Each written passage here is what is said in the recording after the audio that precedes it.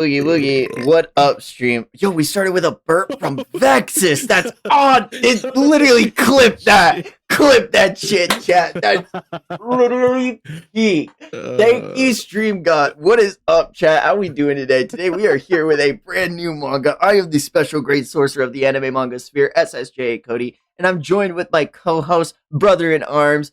You know, the burping legend himself, Vexus. I How you fucking hate doing? my life. Holy shit. Oh, This would be so awesome if the mic didn't pick me up and nope, oh. they can hear me. That's great. Well, yeah, The one I'm time I ready. I'm have all Vex. of stream and everything working. Yeah, we're getting into Centuria, yo. This is peak. We're now still on the podcast on Tuesday. This is something I've read like 6 or 7 chapters of, and I really fuck with the vibe. I like this a lot. We're starting back from one because neither Cody or I have really gotten that far. I couldn't even remember the MC's name, so I we're gonna remember lock in for breezing real through this the time. first chapter for the art and being really enamored with it and saying, man, I think I could get on board with this. And, there's only Conceptually, it's 89 freaking chapters. yeah, it's still ongoing.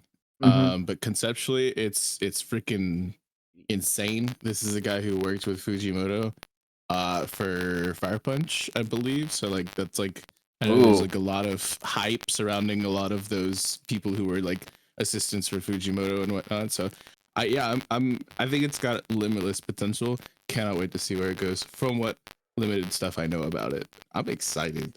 I do need to do streamer things real quick. Stream manager. Streamer things, real quick.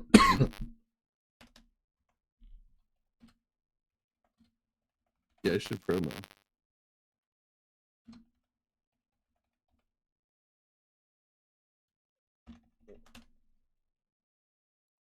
Pin message, manually unpin at end of stream. No One Piece 1179 spoilers. Please, everyone.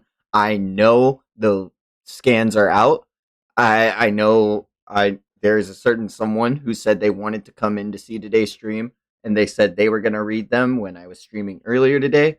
Shady. But Shady's good about I not spoiling. I know he is. That's why I made sure to make sure we respect each other, check the comment in chat, and just it's. I don't want anyone to be spoiled on this. I think it's peak, and I'm really excited. Yo, shout out to Vexus with the 69 bits. Uh, man, I'm on it today. This is what I get for streaming twice in a day. I'm really You're weird. in rare form, Cody. And it's speaking of rare form. We see this a senku haired individual carrying a baby. They got a bunch of scars and stuff. We're starting with chapter 1, 100 slaves. Never in my life have I held anything of value. And we get this scarred individual, and he's got like cuts on like the inside of his hands, and he's huffing and puffing as he's looking down at another bearded individual talking to him. Julian, you mongrel! Ugh.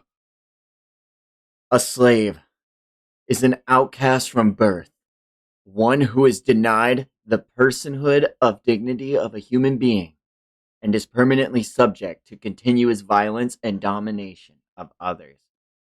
And this was the first double page spread I saw, obviously, but this is the first where I was like, oh yeah, I can see the direct influence from Fire Punch and just how grotesque and like bloody everything is with the character.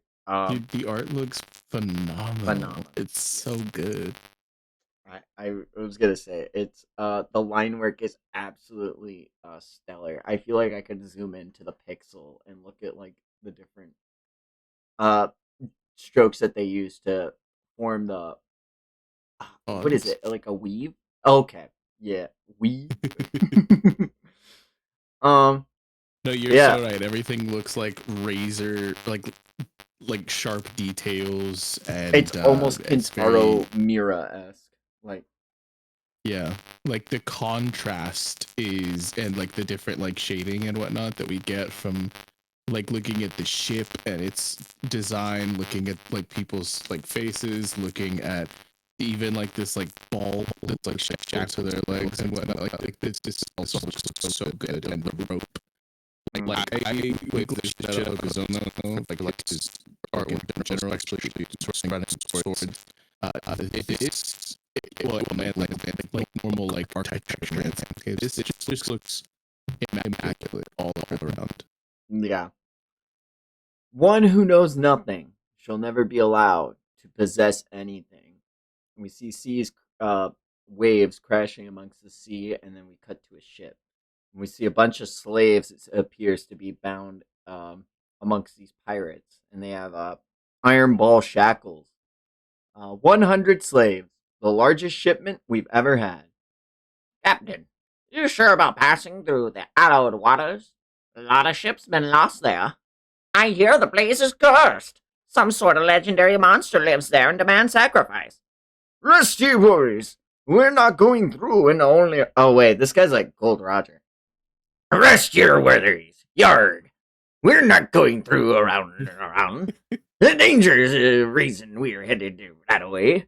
It's the one and only peace place. The boat, navy, and pirates daren't approach. It was funny. I can't with you. Lowering our chances of getting caught, meaning it's the perfect place for our undertaking. And then the fucking Undertaker bell goes, doom. Oh my god. Captain, we've got a stowaway nerve. Her? And that's our protagonist that we saw at the beginning, stealing that bag. Want us to kill him and throw him overboard? I see to it. Please, don't. He's just a child. Oh yeah, I'm starting to remember why I was getting into this. Um, Rustage's favorite. A pregnant woman asks to spare the child's life. That's a reference a few people might. That's a You're insane. wild thing to say. Oh, look here. Nothing's worse than people who can't use their heads. The harbor's fair that way. We ain't got exactly enough provisions for the crew and you 100 slaves. We've got nothing for a spare stowaway. Then I will give him some of mine, the woman behests. And the stowaway looks shocked to hear this. But you're in the family way, and if anyone's sure with the lad, it should be me. I'll spare him some of mine. Same here. Bleeding hearts. Fine enough. Keep it quiet. Do what you like. Welcome aboard. You be Slave 101. Zoe 101. Teching 101. It's funny how this number keeps appearing in history. We cut to the ender hall of the ship where, they have the barricades for the slaves to be held. And we see the pregnant lady begin to ask, "Why did you sneak aboard?" "Well, I heard I could make money on the continent. I'm gonna buy my freedom." "But why offer your food to me? You didn't have any reason to help me." "No one treats us like we're human. That's why we need to look out for each other. It's important to have that compassion." "So, you help people even when there's nothing in it for you?" "I don't get it. What's the point?" "It's how we keep our dignity as human beings." And she what is she holding? She's got something in her hands as she says that as she's being stared at, and she presents this blade to the what do we call him, a stowaway? I'm not calling him a slave. Um, 101, you know? oh yeah, I'll call him 101. He hands a blade to 101. "My husband gave this to me, but I never had the money for its upkeep, so it's rusted." "Give it here, and I'll sharpen it. I'm just paying you back for the food, that's all. I can restore a simple blade. And we see he has the tools to actually like start honing the blade's edge. He has like a grinding wheel and everything. He um unfurls from a pack. You know where to sharpen a knife? Where did you pick up that trick? When I was little, my mom sold me off for pittance. Ended up as a blacksmith slave. That's where I learned. Got covered in soot and ashes day in and day out, doing whatever odd job they made me do. Every little mistake earned me the mark of blazing hot metal. And we see him start to grind the blade's edge along the grindstone. And all the cuts on his arms are not going unnoticed by the lady. And he hands the stone up and he says, I knew I was getting close to killing me. So I grabbed the closest thing, this whetstone actually, and cracked his head open. And that's kind of crazy. He kept the murder Insane. weapon. It's- Like, oh hey, this is my childhood profession and my murder tool. That and like without like some people can look like dejected talking about these things, like there's like some sort of like trauma or weight behind it and whatnot. This person's just like solemn. saying it, they're blasé, they're just like they're chill, I'm they're like, yeah, pretty blasé calling a about. day's work. It's like when I talk about the Yeah. live action season 2 that I still haven't watched.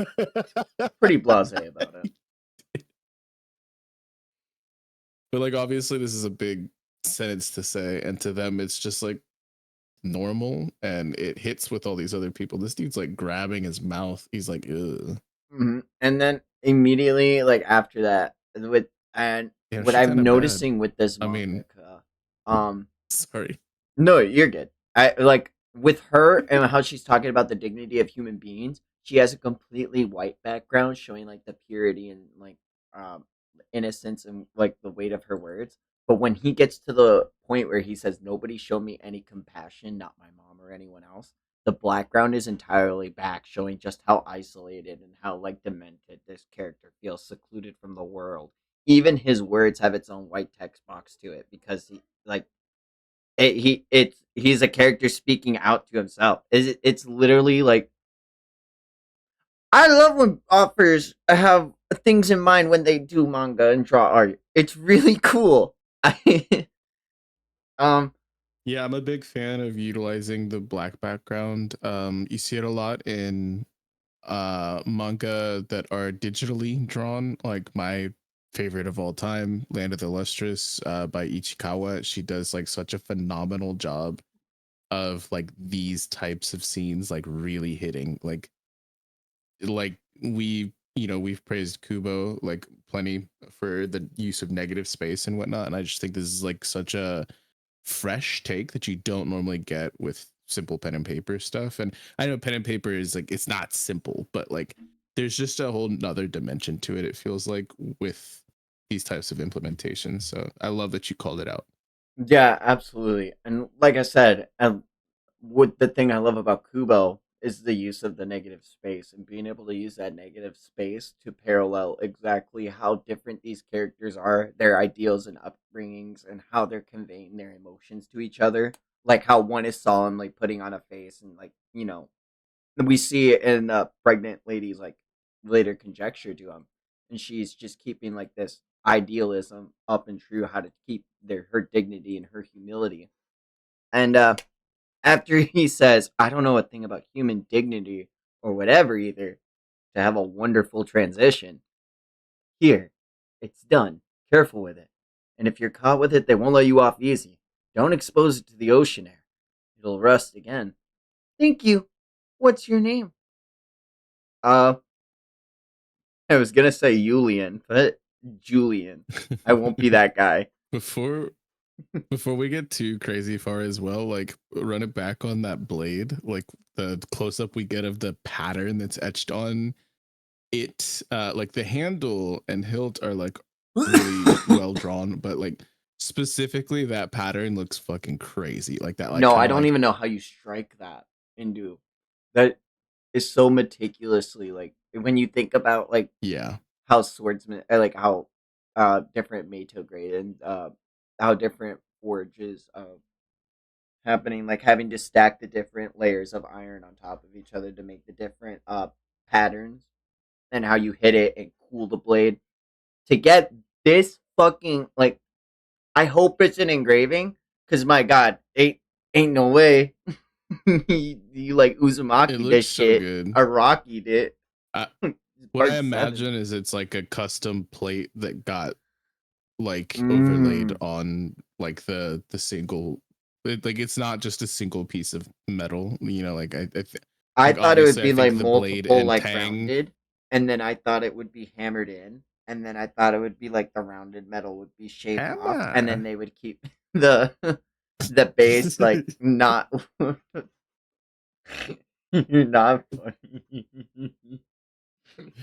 You're But pretty funny. from an art standpoint, that looks so Good. good. Like I love this. This is just phenomenally done. Also, you don't see a lot of people like caring for their weapons a lot. Like Hokuzono does it.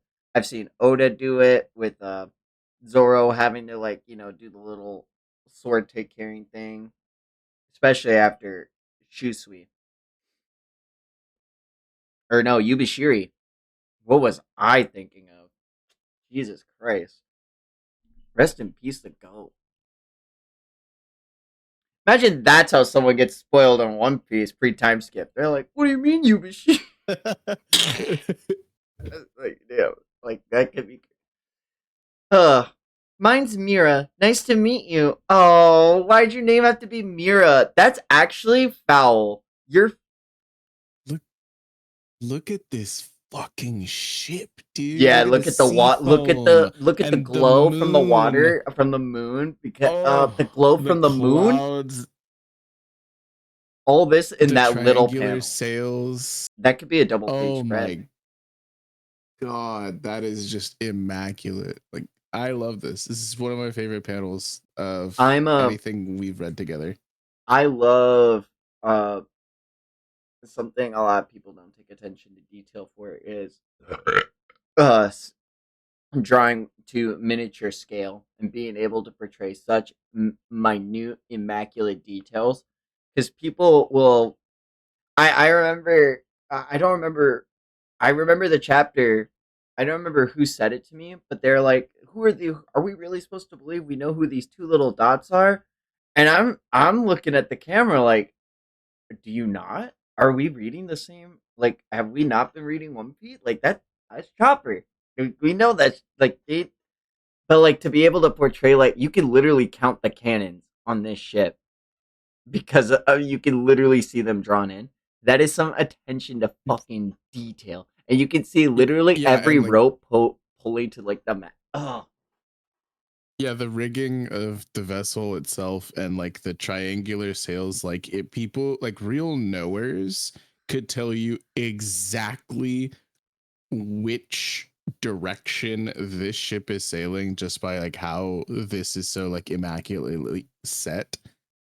Like I think this there's so much knowledge here, and like I really appreciate that like Hokuzono took the time to like figure out more about blacksmithing, which was a pivotal focus to like their introductory arc and further on into the series and whatnot, to tell us like and show us in different ways like how that all folded in the story, pun intended. But this is like just knowing how square and triangular rigging needs to be laid out for a vessel back in the like in the pre-steam era. This is like actually insane amounts of detail and knowledge,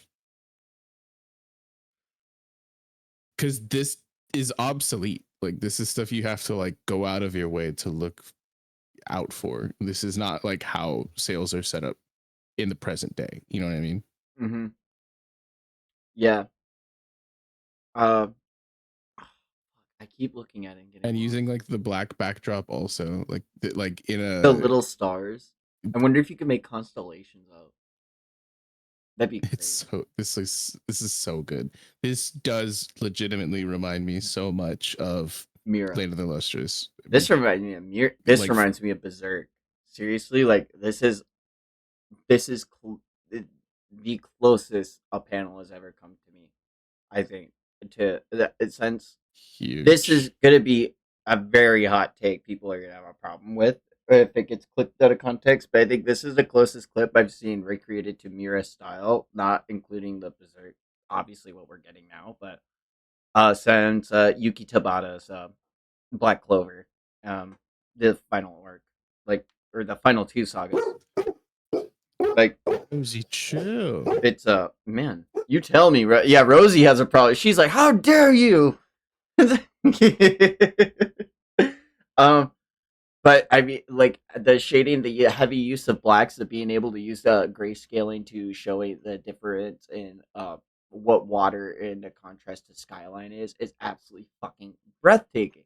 It it blows my mind, and like it cannot be undersold. And I think I actually do know which way the ship is sailing.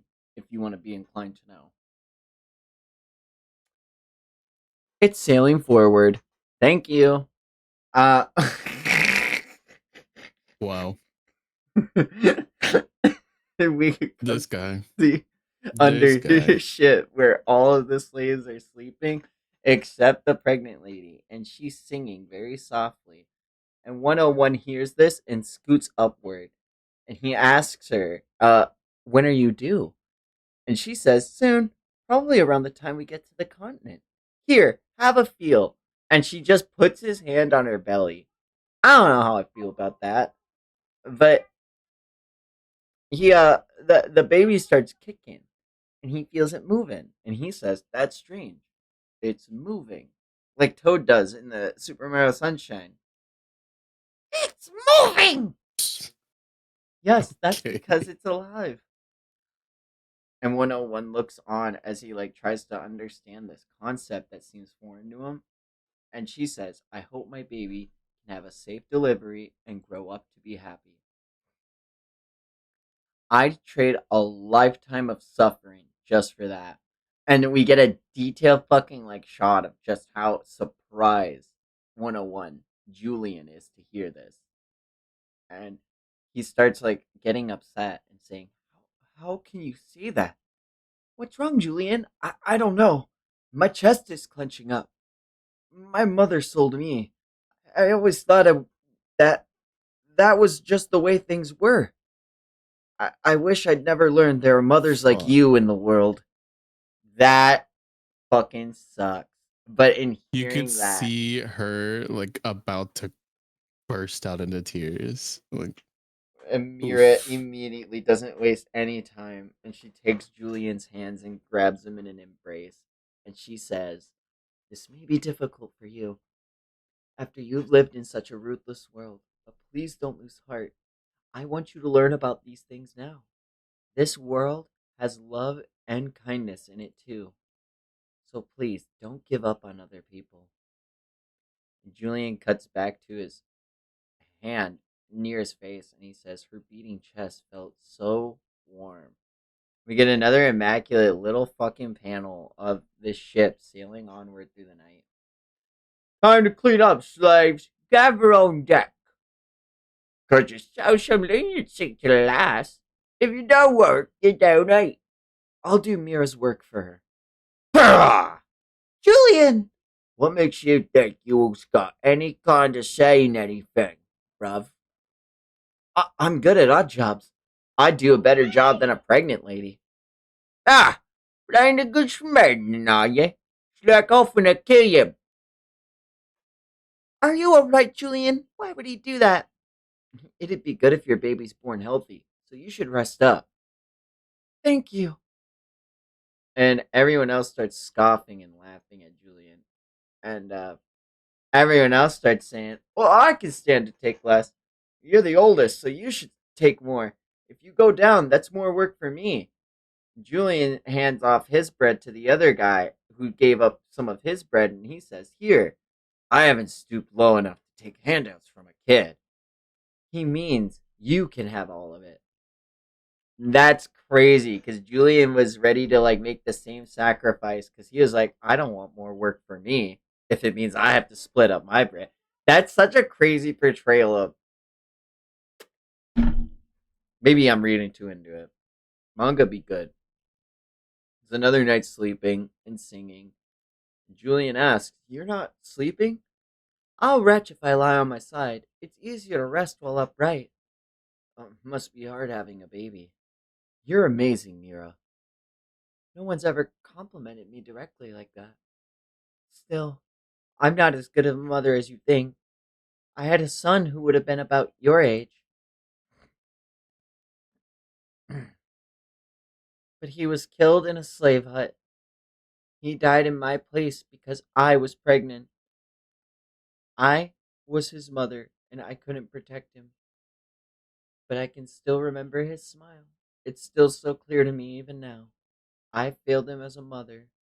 Still, since my son protected this baby, I want to make sure it has a safe birth.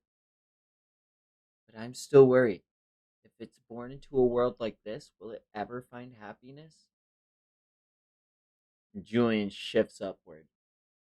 To kids, parents are their whole world. And since it's getting your love, Mira, and since you want it, I'm sure your baby will be happy. I'll wish for that too. That's that's what we call character growth. Also, this is a very long first chapter. And I like it. Kagurabachi Oh did yeah, that, but I'm cool with this. 86 pages total. But I just want to shout out before we get too much further that I adore this type of messaging so much. One of my absolute favorite moments in One Piece. Spoilers if you Hmm. haven't gotten past chapter that came out like 29 years ago or something, but with Saul telling baby Robin, nobody is born into this world to be alone. That actually saved my life at like to a degree several times. So this is like such heavy characterization to see Julian, get his mind blown, and then developing as the days go by into him like helping Mira while she's kind of beating herself up as well. And then both using this baby as kind of like a surrogate to like imprint their kind of emotions To each onto. other. Yeah, it's a Exactly. way to it's bridge. it's yeah, it's phenomenal. It's just really really really well written. I I I want to stress it to everyone and Vex. I have read the first chapter. I've read the first three. I Yeah. know what's coming. I'm not. I fucking hate how good this shit is. It's really good though. We would be remiss to not Not give yeah. these The moments the flowers. flowers they deserve. Yeah. Um. She collapses in Julian's chest and says, "Thank you." And we cut to another time when they're all working. Mira's just resting again. I've learned something. Mothers don't care for their kids just because they're parents. People only think something's important once they feel a bond. I feel the connection between Mira and her baby, but I was sold by my mother. That's because she didn't feel any love connecting her to me. And Julian looks on and thinks, I might never have a connection like that. That's scary to think about. What I love about that, this is another really cool contrasting panel, but instead of it being entirely black, when he first was just evolving his when he first was discussing his feelings about human dignity towards Mira and how he just said, I don't understand that or I don't have any of that. But now there's a little white light around Julian and he's not completely like sold off into the black and he has that idea that he's like there's a chance that I might make a connect that I might never have a connection, but he doesn't think that that's the possibility. He's just thinking that could be, but he's on like he thinks he's on the track that it's like that this could I have a chance, and like he's developing, and I like that. It's a important stylistic choices, I think so. Uh, we see another beautiful panel of this ship. No moonlight. It's the dead of the night. I can't see a thing. No provisions till work's done. Work like your life depends on it. Over here, Julian. It looks amazing. Look up. And they look straight up. Holy fuck. Wow.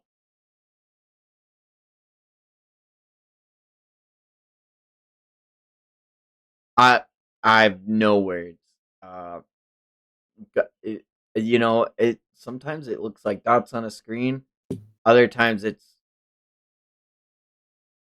you really can. I love that you can see Julian not even looking up, but looking at Mira, looking at the. Yeah, it's really good.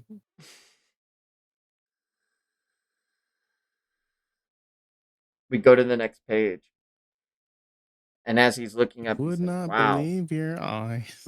10 million stars at night lit up the sky as I fell asleep." Mira looks on at Julian, finally admiring the stars, and she asks him, "So, Julian, I was thinking, if I were ever released from bondage and gained our freedom, would you like to live with me?" And he's so taken aback. He puts his hands in his arms and looks to the ground. And she says, "I would be so happy to have you around." And he's trying not to cry. I'll have to think about it. Hee hee. Little Michael Jackson. Thanks. Um, the ship is going on and on. Everyone's sleeping. And on the next page, we see Mira and Julian sleeping side by side. "Captain, we're being taken by the current. We're being dragged out to those waters." "Inconceivable, Yard. We took a route we should have stayed clear of it. This isn't anywhere near the charts they should have put us. The place we're drowning in. It's whatever lives in these waters. Stop babbling, Yard. We just gotta lighten the load. We're going through with the plan now. Everybody, line up on deck, bottle of water. You don't need to sail. We got enough of a crew to manage the ship on our own." "And what good was Ollie in the first place?" And they stab the first slave. And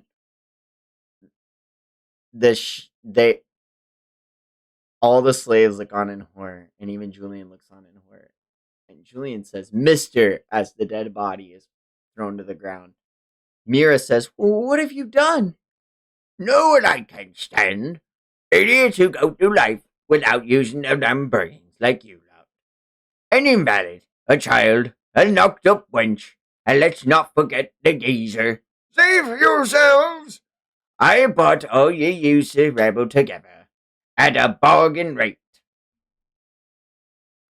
You're all defective goods that no one would want to buy. But now there's a little mishap. Think that changes things. You're my property, which means an insurance payout.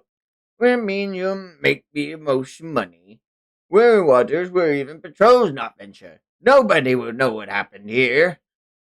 Which is the crazy. I want to get an insurance claim on my slaves, so I killed them.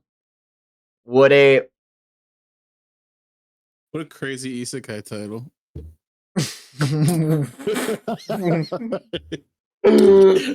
I'm sorry. What? It's a trauma response. I had to lighten the mood with comedy. I'm so sorry. Uh, uh, did you did you really just say that? Dude, that was funny. Come on.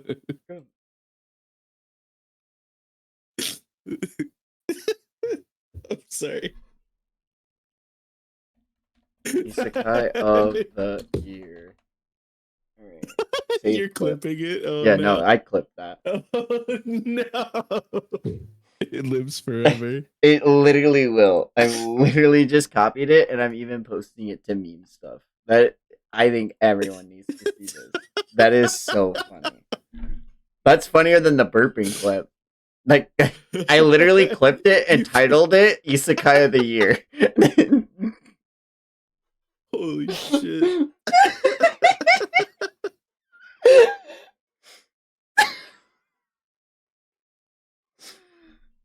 Oh my god.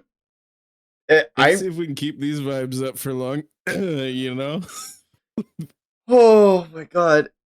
Run! As the old man slave dies, and the rest of the slaves run on in panic. Need I remind ye to use ye aids? You're shackled up in the middle of the ocean. Where do ye have to run? Kill them and throw them overboard. Here, get behind me, kid. Make sure Mira is. Damn! And the guy who is willing to split his bread with the old geezer gets stabbed and killed to the ground. And everyone starts screaming, "Ah, stop! The rowboats!" Touch. And we get just a blackened out, scratched out panels of all the life being snuffed out. And we see the strewn about the ship is just a fucking ungodly amount of bodies. And thus they just start throwing them overboard. And well, some of them sink, some of them float. And the captain says, "They put up a heroic fight. Yarg, that's for sure. They gave their all to save the pregnant woman and the child. Too bad it's for naught. Meaningless knives, worthless, wretches who've accomplished nothing, but they'll serve a purpose once they've earned to be paid. Now, throw them overboard." "Yes, sir. Uh, ca- Captain, something's wrong. I can't move me limbs." "Huh? Look at the rain. It's hovering midair." "What in blazes is that?" And on the next page, uh, I love this. We see a amalgamation of tentacles raising from the fucking sea on the side of the ship. Mira and Julian It's look on in Katarinid. horror. It's literally Katarinid. Man, I get that reference. Let's go. Do I tell you how far I am in Shangri-La Frontier now?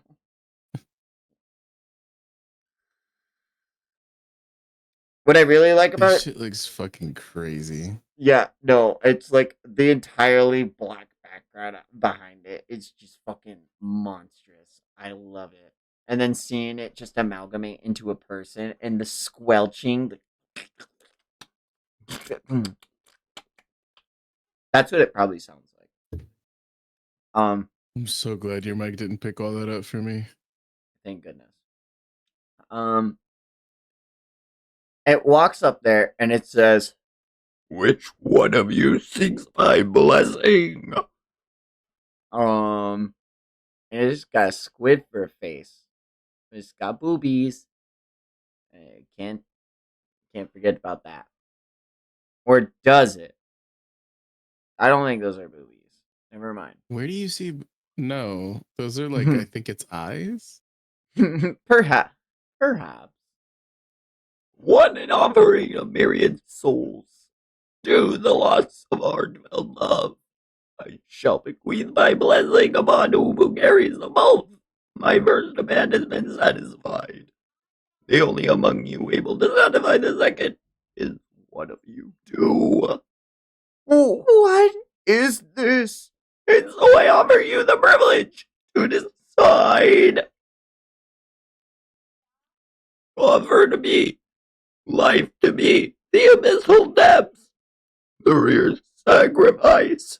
The survivor shall receive my blessing as well as power. What are you? What are you? What are you saying? What is this? What I am matters not. I am here only to give to one and to take the other. What I mean to say is I will save one of you. Now make your choice. Which one of you will lose your heartfelt love? Oh, this is a crazy. I love Eldritch horror. It really fun, but also really spooky. And I love how these are like the first text boxes that have their own different font and like they seep together in that like first page, you know? Ugh. Whew. On the next page, we see Julian look on at Mira, and Mira looks on at Horror, and Julian looks on at the Mira's baby, and he closes his eyes, and he asks the being, "You'll save one of us? So one of us will survive?" "Yes, one of you may survive." "I'll give you my life. Mira needs to have her baby." And Mira grits her teeth, and she's biting her lip. "For happiness. Find happiness for me." And Mira looks on in horror as Julian smiles to give up his life. And Mira has the flashback of her son she lost as she grabs Julian's hand.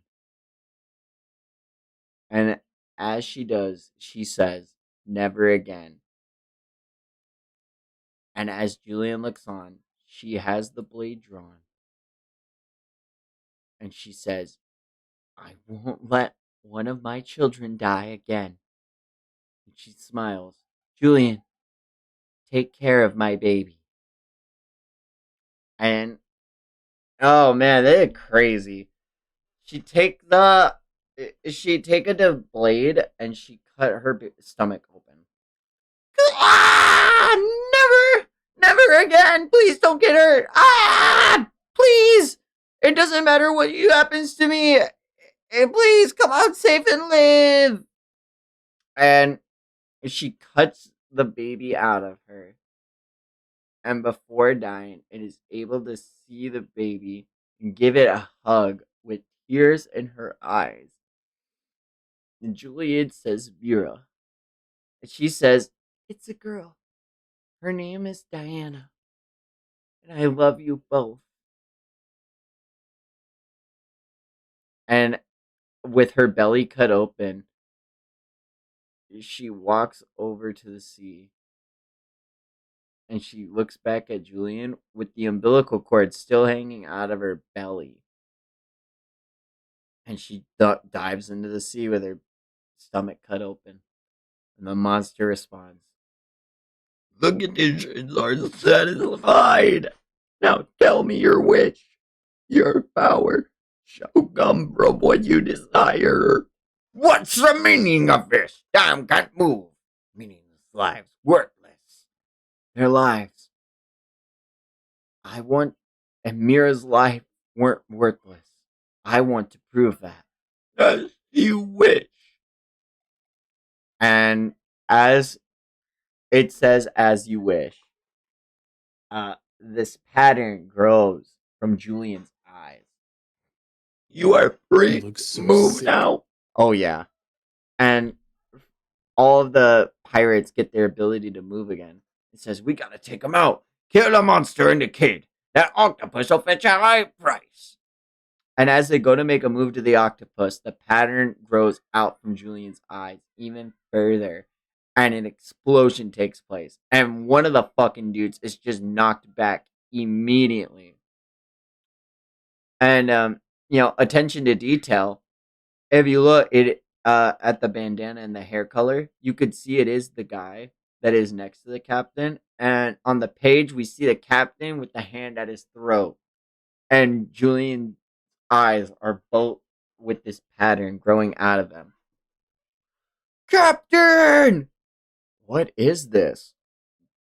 "The worth of 100 bear slaves. Their power, their speed, their vitality, their reflexes are all now yours." And Julian looks on. Just wait a little longer. And as the smoke leaves his body, all of the pirates scream at him. And in a double page spread, we see the aftermath of every single pirate on screen getting fucking dismembered. And this is really where you can see that fire punch uh, Fujimoto rubbing off here. Because, like, oh my god. Oh my god. This dude, this dude's got a sword broke off inside of him. That is insane. Mm-hmm. I'm man. This guy really likes Like the amount of disconnecting the jaw. yeah, the amount of force that would be required for just that one thing to happen is crazy. There's multiple swords broken off in people though, because if you look to the left of his Yeah. hand, there's the one sword. But if you look at the body just above his head, there's another sword broken off, and then um up and to the right, oh my god, damn, this fucking panel's Yeah. sick. And like to me, like I don't know, with the Eldritch horror and the way that the squid monster like formed earlier, yes, that was like its own certain type of grotesque, which was it kind of reminded me of like Fujimoto's style with some of the Devils. devils and whatnot. But this to me and I'm just gonna go ahead and be brave and say it, like I prefer this to so much of the gore that we got through like Chainsaw Man, which is my only actual manga experience with Fujimoto's work. I just think that the detail here, it doesn't, yes, this is grotesque, and yes, it's detailed, but it's not just like an undulating mass of like guts and whatnot. Like It's not an there's so Akira much slot. like yeah, this is crazy. This feels so much more grounded comparatively to anything I got from Chainsaw Man. You know what I mean? Nah, I see what you mean. I feel like part one with the introductions of a lot of devils, and I mean Chainsaw Man being a spiritual successor to Devil Man, the more I delve into like because it is like an homage to Devil Man, and I I get the vision that Fujimoto is going for, but with this, the line work and everything is just so fucking clean, and I know he can do it, and I think with the absurdity and the amount of grotesqueness that was portrayed in Chainsaw Man, I feel like that is a very fair and valid take to have from it. Or from just this introductory chapter, which is crazy to say. Just this is an introductory chapter, by the way. We're still in Yeah. chapter one. An insane chapter. Absolutely. Uh, as the power starts to rescind from his eye, um, oh man, I keep burping. The burping legend.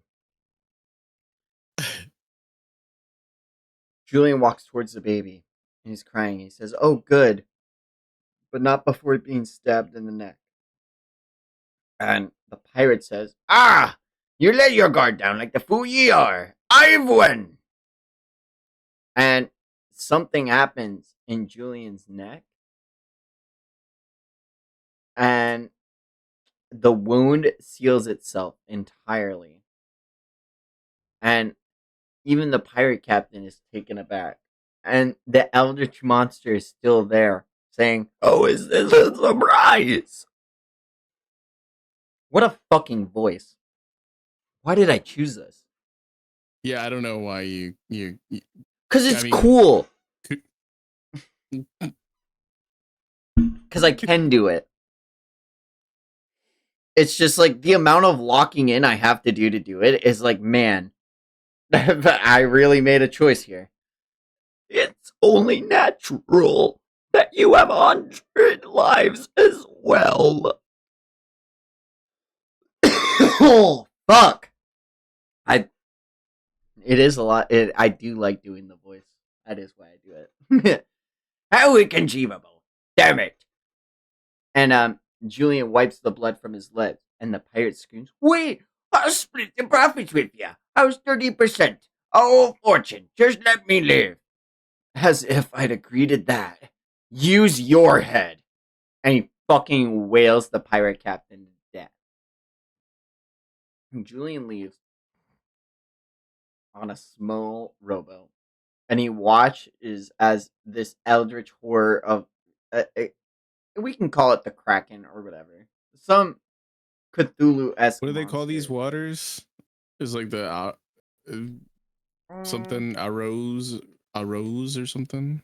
I don't remember what they called the waters.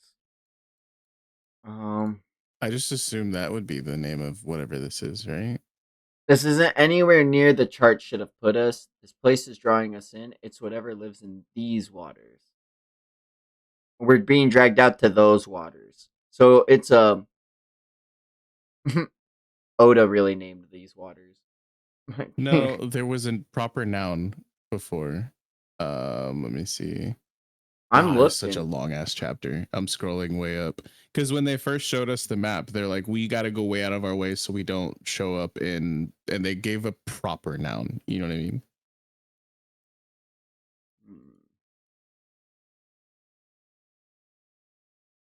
Oh yeah, yeah, yeah, Captain. Are you sure about passing through the Alode waters? A lot of ships. Allowed. Yeah. So Alode. I'm just gonna assume that's its name. You know. Maybe, but it drags the whole ship underwater. It's pretty fucking crazy.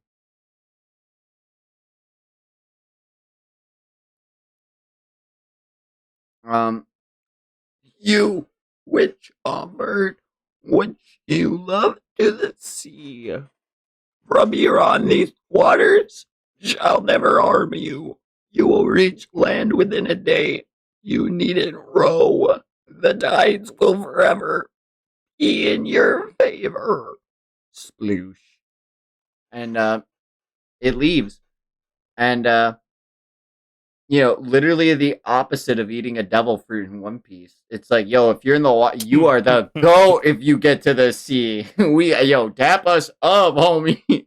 The baby starts crying in the rowboat, and we see that it starts clasping at Julian's finger, and he starts crying, and Kind of we looks get like the the first. kind of looks like the Ice Age baby. I cannot believe you would ever say something so fucking blasphemous. Don't make me start hating this baby too. Don't tell me Look at it. I hate the baby not because the baby looks stupid. I hate the baby because it's fundamentally the fucking problem of Ice Age. Okay, it literally is. I God. Oh Uh, man. but Julian uh ends the chapter out, I think, with the beginning line to the chapter, and he says, "Never in my life have I held something of value until now."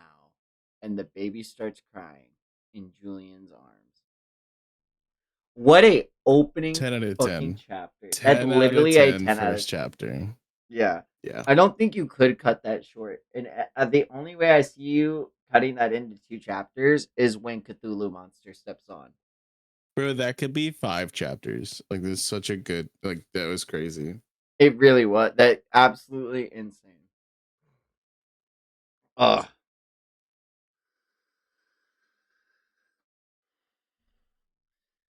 Chapter 2, Sea Monsters.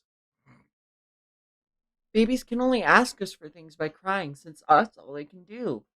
Nothing else? That's right. So when they're lonely, they cry as loud as their lungs will let them, asking you not to leave them on their own. It must be so frightening to be born in this world without knowing anything. So we have to hold them close, give them a smile to reassure them. That way they know they're not alone. But oddly enough, when you do that, you feel like you're not alone either. It's a saving grace. Kind of a happiness that fills you right up. Wah! Wah! Wah! There. It's okay. I know you're scared. I get it. And Julian comes across the shipwreck rubble. That is, um, there's just a bunch of wrecked ships amongst them. And as the boat keeps guiding him through it, these random little fish make their way from to the top of the water. Curses! I want it. Why? We cannot get a hand on you. She said not to. Why? Oh, why? And we see a multitude of fucking faces arising from the water around Julian. We will not stand for it. How could a detected creature of land receive the Great One's affection? We will take whatever punishment so long as we kill you and feast upon your flesh. What? Damn it! What's happening? Ah! Ah! And as the creatures start trying to gather on it to his ship, he takes the baby and runs away onto the ship graveyard. Let us eat you. Unforgivable. Know your place. Gobble you up. Die. Kill them. Let us eat you. Let us feast on you. Are you Lot, that octopus's kid? Looks like you can't leave the water, since you try to follow if you could. So, this is considered land. Insolent child. But how long will your piece of land hold? Our kind have already begun to break down the bilge. Oh man, this is crazy because like it amalgamates into a fucking eyeball in the sea. Ooh, I don't like that. Um, Soon you and your babe will be our feast. Meow. shudder. Wee! Wee! As he thinks back to the 100 lives that are inside of him. Well, 99 now.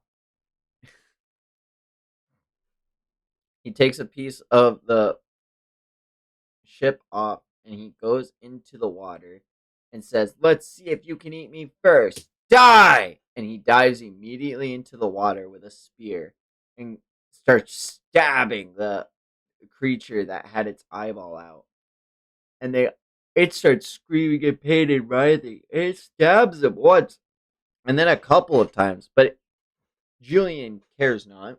He starts slashing these little tentacles out of him and away. But it's too late before the creature can try to counterattack with a giant bite.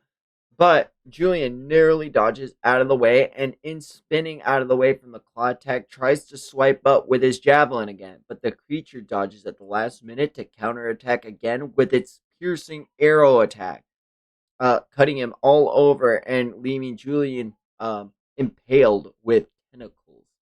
He says, "I can't keep up with it."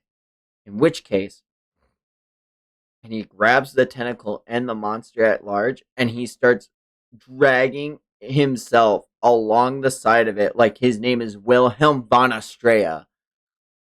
Oh, what a goat.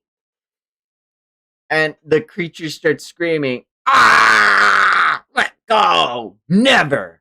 And he digs the spear even deeper as the creature screams out louder and louder. And as it does, it seems like reality is warping around Julian or affecting his senses. And now he says, I can't. And he's coughing. And he says, "Poison." So I hear you have 100 lives. I was watching back then, you know. So you can suffer in the agony in the bottom of the abyss until every life you have perishes. Glare. Julian glares at the monster and he sees a rowboat falling slowly to the sea. That babe was forced upon you. Isn't it a burden? Why live? Tied down by the burden for the rest of your life. How is that different from being a slave? The babe is to be pitied too. Do you mean to force it to live a motherless existence? For you see, if you die here, you'll be reunited with them all. All returns to the sea. Not only you, but the babe can reunite with her mother as all. The three of you could be together.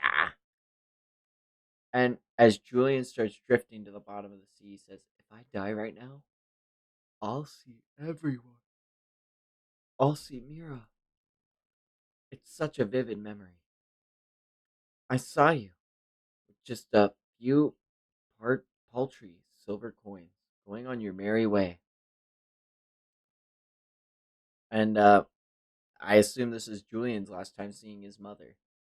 "Mom, I was just a kid, but even I knew right then that you'd sold me, and you never even looked back. I remember the scorching hot pain of my burns, the freezing winter nights I slept in the barn. All of it has stayed with me. That warmth and also the anguish of the moment it was taken from me. Gulp, gulp, gulp, gulp, gulp.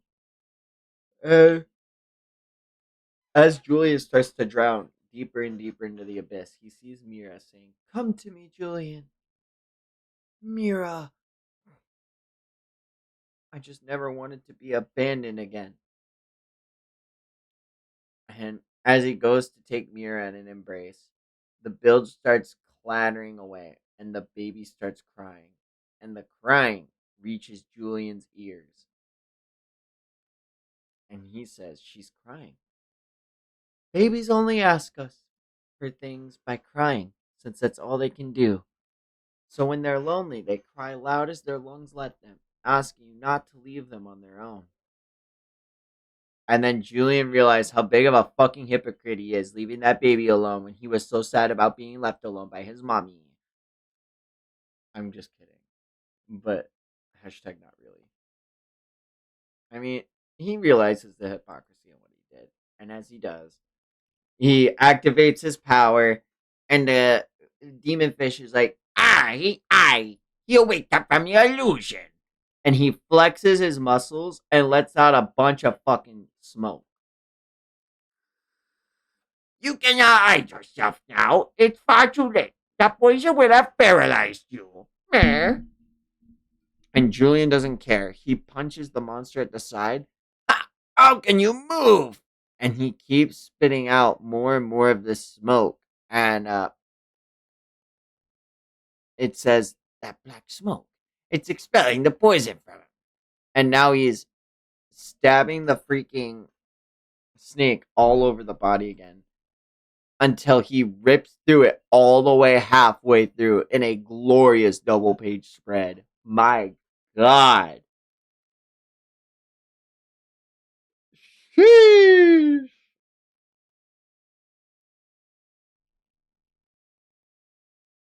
How do you feel about this, Vex? This is like when War Greymon like filleted Metal Seedramon. Kinda, yeah. You're so real for that. But it's not over yet. Julian remembers what's really at stake, and he says, "Diana!" And he races to the top.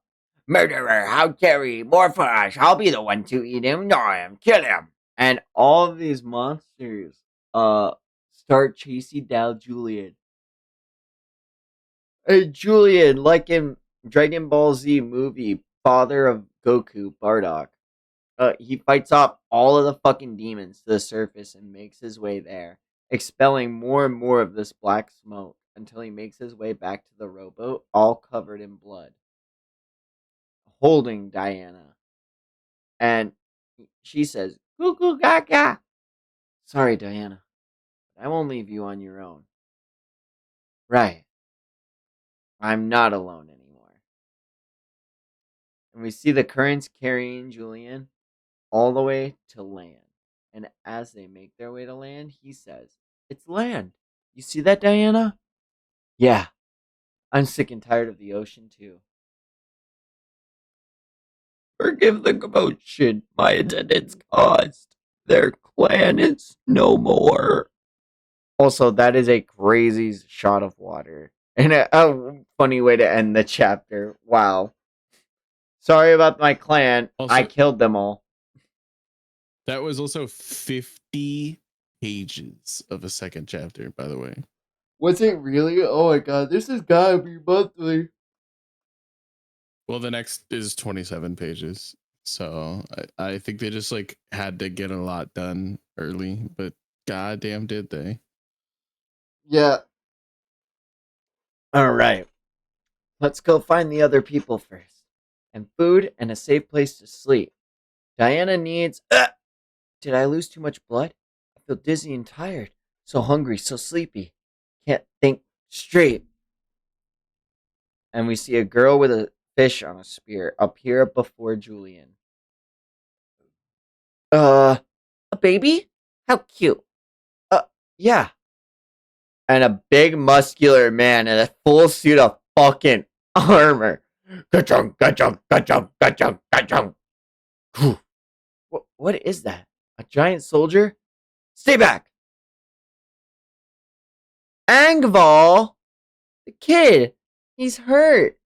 Yes, he's terribly injured. Are you alone with the child? Where are your parents? Julian looks on confused. Her mother died, protecting me. Come with me. The baby will need to nurse. We have a goat. And not like the greatest of all time, but a literal goat. And you'll need healing. Wah! Can I Wah! just say, I love both of their designs. They look so fucking cool, both of them, right? Yeah, the girl looks like Mako Tsunabe if they were a girl, and the guy looks like a Dark Souls character. The guy Truly. literally looks like a Dark Souls character. Like, can I be so real? That's some Dark Souls as armor. It's like Dark Souls. Like, that's literally Night Slayer's sword. I swear to you. If he had a large upper, large lower build, that's him.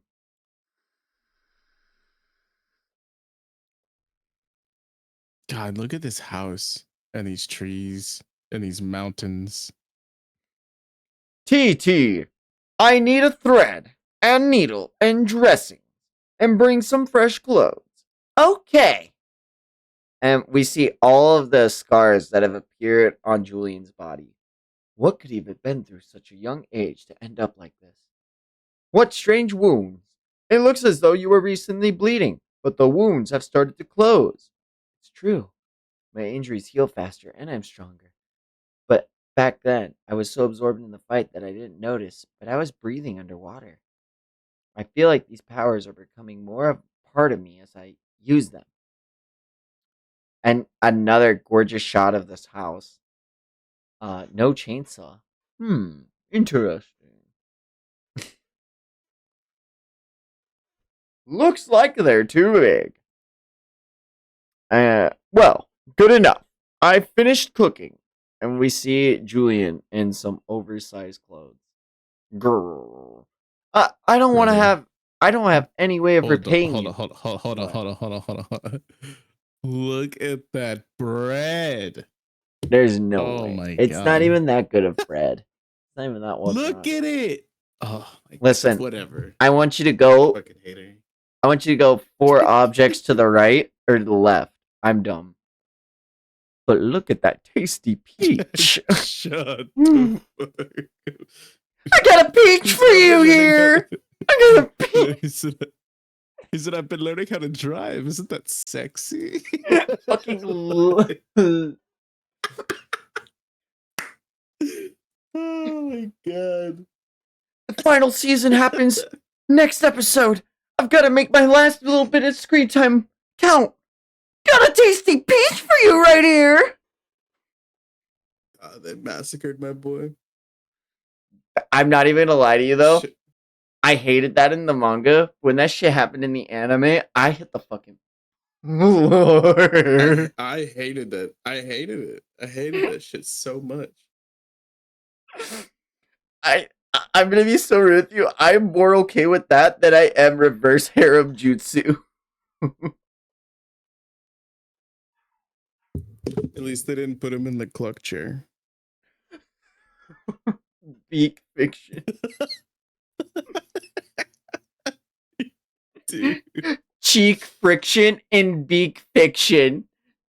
I hate it here. All right. So, bro's eyeballing this bread, clearly. I don't have any He's way just of like the repaying girl. you. It's fine. Just eat. I won't accept payment. But why would you do this all for us? Save a kid and a baby? What kind of person wouldn't? So you help people even when there's nothing in it for you? I don't get it. What's the point? It's how we keep human dignity. Thank you. Do you have fabric? Something clean? We do. Okay. Diana, this is goat's milk. And we see Julian actually being able to nurse the baby. That's crazy. You can use the bedroom on the second floor. I'll pay you back someday. My name's Julian, and the baby's name is Diana. My name is Angval, and this here is TT. Nice to meet ya. And Julian flops onto the bed. I'm too tired now. I can't hold out any longer. I should sleep. Dude, can you imagine after like being on a slave ship for so long and fighting for your fucking life and all that shit, and then like finally getting to like eat a fucking hot meal and lay down in a bed? And you gotta deal with the baby crying.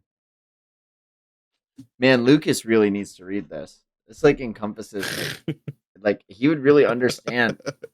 He'd really get the whole scope of this manga, I feel. Oh my god. I'm not wrong. I really feel like this is a Lucas manga. It's got eldritch horror. It's got like really, really fucking dope double page spreads and like attention to like high art. It's got like fucking dad trope. Gotta take care of a goddamn kid. This kid's crying and he's like, I can't sleep. She won't stop crying. There, you're in such a bad mood. Please just let me sleep. It's no use. Let's get some fresh air. And as TT is fresh asleep, Julian takes the baby out and starts walking along the river. And he sees all of the armor taken off by Angvil. And now we see Angvil is a big bulbed woman with, I think those are nipples. Sheesh. I'm covering the nipple. Holy smoke. Thank goodness for Cody being here on stream. Wow. Alright, we make Cody really big now. This is the best kind of censorship. Pause.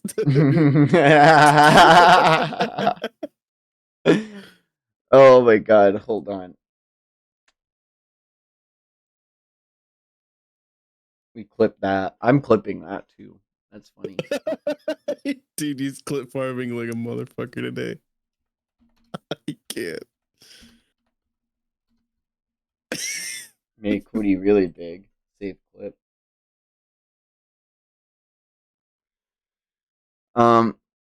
Yeah, no, that's not nipple. That's artistic interpretation. Because there's no nipples, so it's fine. That is kind of crazy though. What's wrong? Couldn't sleep? I'm gonna keep the voice. Yeah. You got to. Yeah. Diana wouldn't stop crying. I didn't realize you were a woman. Yep. I don't remove my armor in public as a rule. Gotta remember, I'm a soldier in service to the country. And, BRB changing my name to the country.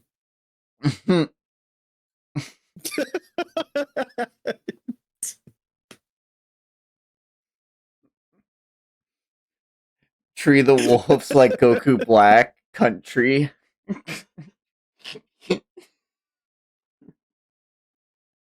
There's Tree, and then I'm funny. As they both get dressed after the awkward exchange of seeing Angvil naked, Angvil says, "What's weighing on you? Huh? Every time you look at the baby, you seem guilty." Diana doesn't even know that her mom died in my place. She can't even blame me for anything. Back there, it. We're leaving? Oh, yeah. That was funny. Uh, Back there, it should have been Mira. I should have been the one to die, he says through gritted teeth. Then the two of them could have been together, mother and daughter. They could have been a real family.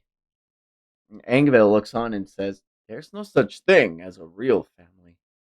TT may not share blood with me. We're family.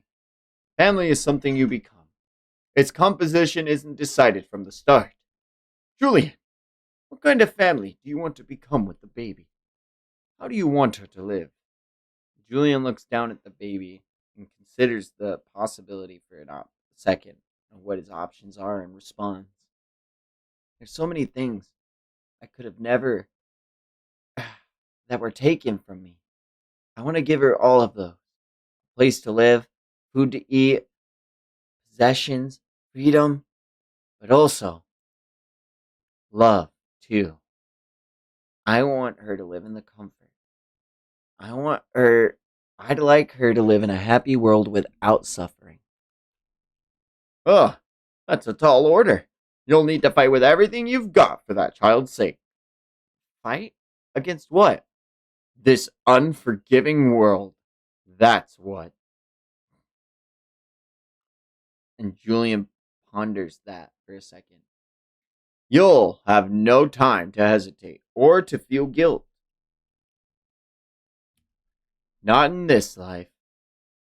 You'll need to do all you can just to live so that you raise that baby. Make her happy. And if you do, the day may come where you can forgive yourself. Practically speaking, that means you need money. You need to earn a living. Money? Listen, money can buy you happiness. I don't know if it can buy that. Let's find a job for you. But first, you need to rest. Capitalism be like, you can buy happiness. Just make enough money. You can't keep going while you're still hurting on the inside, right? I'll look after you until the wounds on the inside heal. Oh, Thank you. You're such a good person. And I know about 100 people just like you. That's quite a group. That's crazy.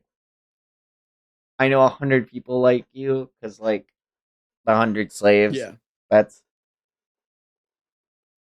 sad. Very sad. Half a year later. Julian! Engville said it's time for lunch. And that's kind of crazy. One of Julian's eyes is blind. And now going back and forth through the panel, I see that he got hurt pretty bad and had his eye bandaged up. But I mean, the iris is missing from it, so I just assume he's blind. But yeah, I won't Look blind at the still. little hand. Look at the little hand and the big hand. Like that's just so crazy. The scale there. You know what I mean? The scale, the attention to detail on like the line art where you can see like he has heavy definition where his fingers are segmented, but because the baby's not as developed yet on the balled up fist, there's not that heavy definition of like attention to detail. It's just a little. It's just a little pudgy. I hate it, but I love not I man babies are cute, man, and they're a little adorable and ah.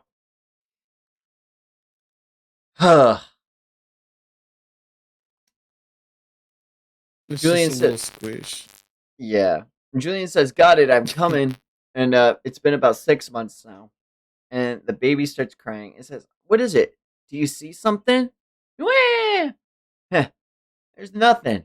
Come on, let's go eat. Wah! And we see a goat smiling. Just the motherfucking goat. But then, what if that's I hate to say it, not to bring it up, but what kind of milk did Diana get nursed on? Oh my god. Is my manga brain coming to fruition? Yo, you can't just draw her like that. Whoa! Whoa! Whoa! God damn!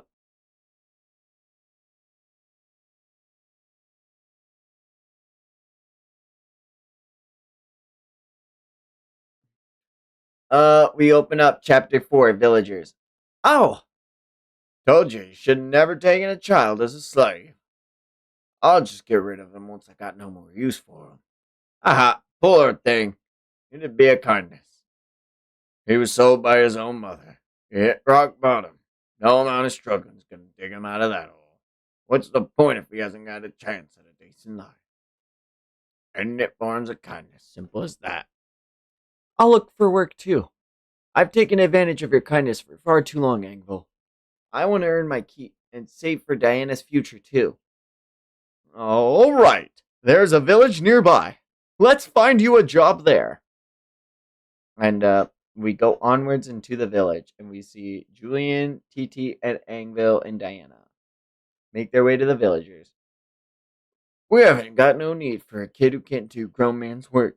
Anybody who can't pull their weight's a burden on the whole village. I'll earn my keep. I'll do anything. Don't look like you could do a full man's worth of work. How are we supposed to trust you? If an outsider like you can work, like you say, you'll have to prove it. How? See that cave right over there? The entrance to the mine is where we get our iron. Take a gander at the left side. Thing's sealed shut after a cave in. What I want you to do is move all those rocks out by the end of the day. You do that, and we'll see about getting you work. Lucky it's only about 10 meters deep, but the rocks get bigger the deeper you go.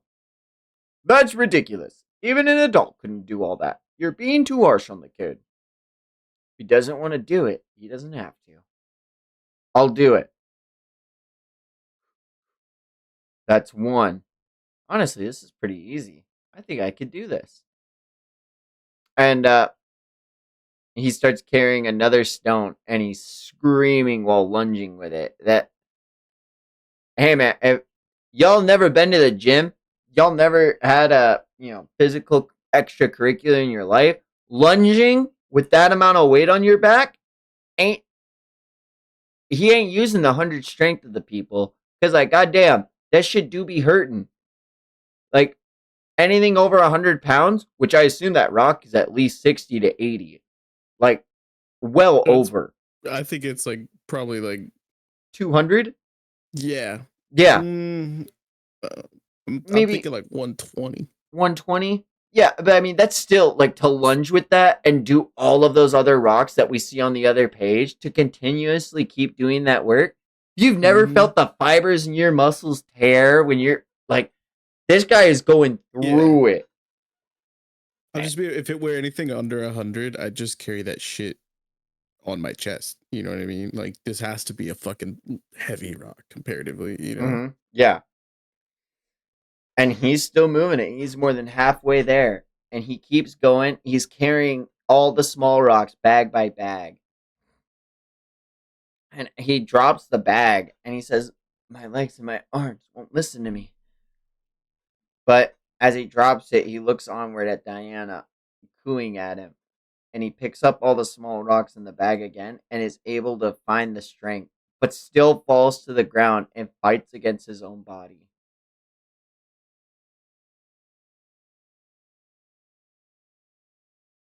And as he's trying to fight against it, he says, what am I even doing? Why am I crawling? Why would I do such back-breaking work?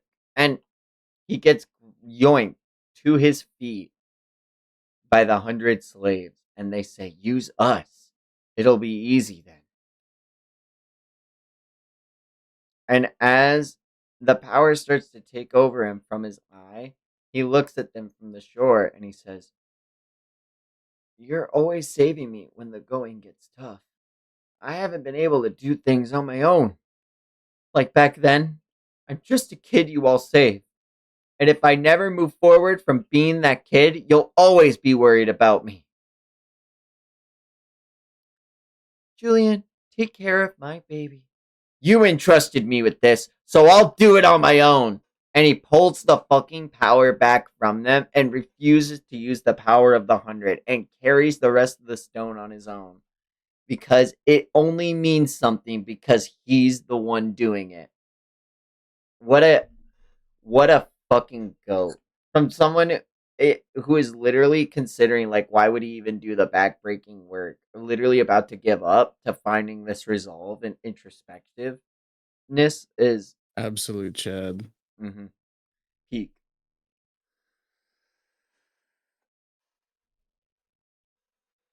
Hey, that's enough, isn't it? Let him off the hook.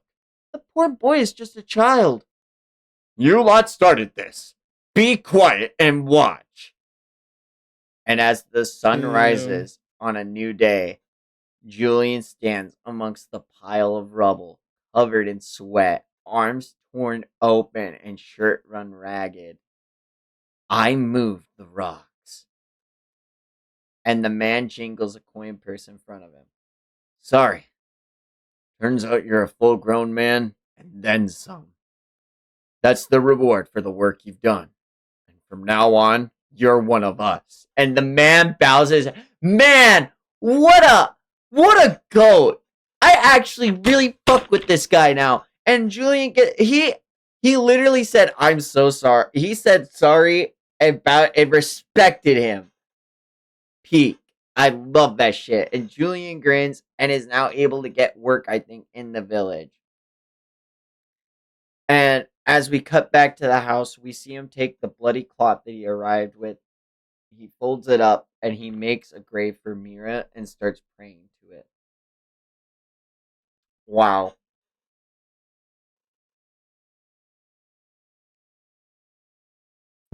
Man, This shit's is such a good. This heavy, is such a good series. so heavy, but man.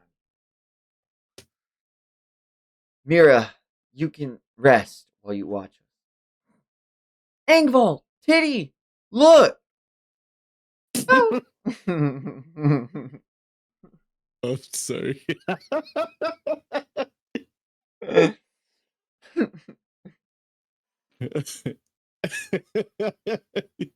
Dude, you have to enunciate that differently.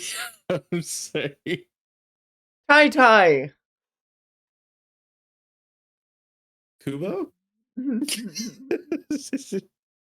Oh my god. Oh my. She's crawling. Oh. That's pretty amazing, Diana. You're even better at it than Julian. You. Ha ha ha. That's just mean. Hee hee hee. Even you're laughing at me.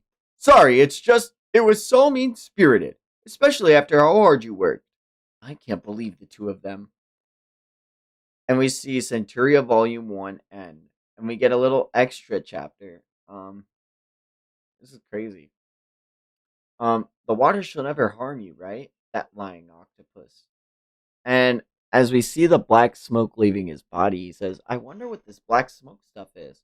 I'm pretty sure it's not anything that'll do us harm, but And the the narrator answers Octopus Inc. But the octopus just dot dot dot. Toru Kuramori. I'll work hard so that I one day get to back to the ocean. I'll work hard so I can get back to the ocean one day. He is a crab that draws manga, while most likely human. Toru Komori has had several one-shots published on Jump Plus, such as Killer Parent, Garu Naku no Garu, Girl Naku Girl, and Fuyoku no Mizuru, Immortal Mizar, and more. He began Centuria in 2024. So this guy's a crab? I kind of love that.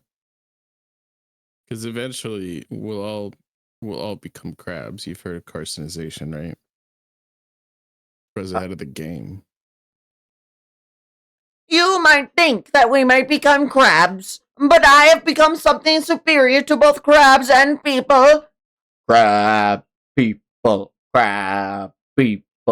looks like crab, walk like people. Thank you. You're welcome. The daily lives of people doing honest work. So now we're in a slice of life, Mom. Everything seems pretty good, Put in my mouth. But I think we're on track for a good story. They're just preparing for the rest of this unforgiving world. Don't forget that. No, it's fine. You think? Why would we get more named characters? We're literally getting more named characters right now as we open this page. Everything's great. Okay? This is Marie, the wet nurse for Diana. She takes care of her while I work. And this is Marie's husband, Joseph. Joseph Justa! He's my workmate. He's a good man who treats me as an equal. We're tasked with chopping firewood for the village. Look at this squirrel's tail, man. The detail.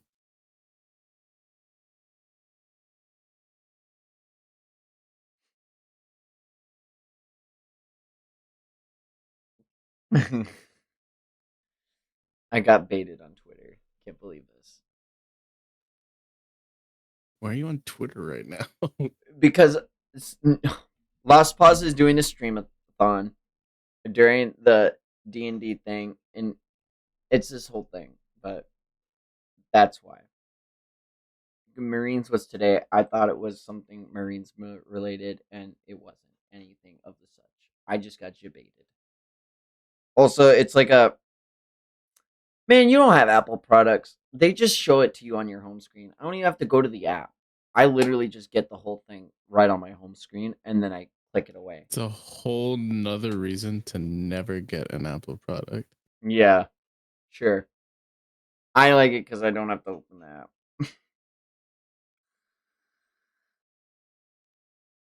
But yeah, the squirrel does look crazy with the leaves and everything. The detail is insane. Almost like the detail in that burp. It's nice working in a forest. The air is fresh, the scenery is beautiful, and the animals and plants are also thriving and full of life. I enjoy working and I feel fulfilled. Time flies when you're working of your own free will. Chapter 5 Prophecy Toru Kuramori. Exciting, isn't it? Oh, you know. My kid's the same age as Diana, right? They're gonna be best friends in the future for sure. I can't wait to see how they'll grow up. Me neither. Julian, I brought you lunch. Let's eat together. Thanks. All right, let's eat. Have you noticed anything unusual about the forest recently? You're looking into the forest again? Nothing's up. It's as peaceful as ever. Well, I guess I say peaceful, but I guess we can't know for sure. This continent, this continent is 8 parts wood and forest, but we stick to the outskirt of the firewood and hunting. Is 8 parts woods and forest, but we stick to the outskirts for firewood and hunting. No one knows what goes on in their depths. My pops once warned me about it. The depths are forest. The depths of the forest are a vast unknown. It's a sacred domain for gods and beings beyond our comprehension. No man who steps foot in there can ever return. It'd be quicker to ask my pops directly, but age has muddled his mind, and he's always hiding in the forest. Seems so. I've tried to visit him several times. He wanted nothing to do with me, though. I'll see if I can Hey, arrange you for you think to they meet got him. you think they got Horai like from Hell's Paradise on the in those woods? You know who I think they have? I think they have a traitor. I think they have a rhino. Shit. Man, it's so crazy we can talk in code like this.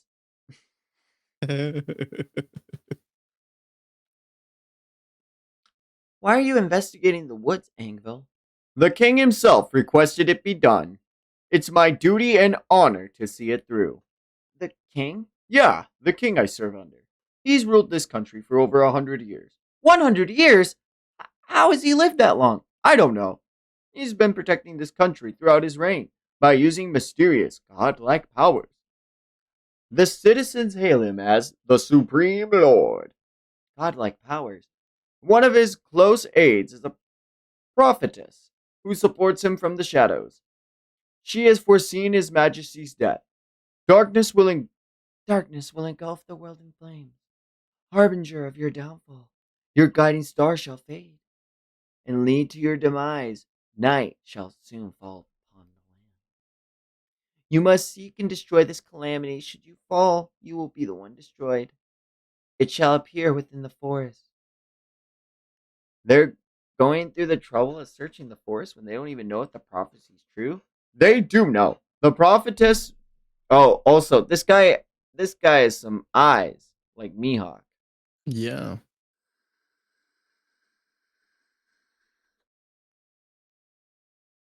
Also, they have a lot of wrinkles, like Drew. Yeah. They're over like 100 years old, bro. Like, Okay, Korea's like 146, and she ain't. I'm just saying she's been pretty bad. Body looking like an hourglass and never ticked. You know what I'm saying? You know they, Wild. only sand in that hourglass ain't getting sandbagged. You know what I'm saying? Mm. I feel you dapping me up. It's okay. Feel it. Do you? Certainly not seeing it.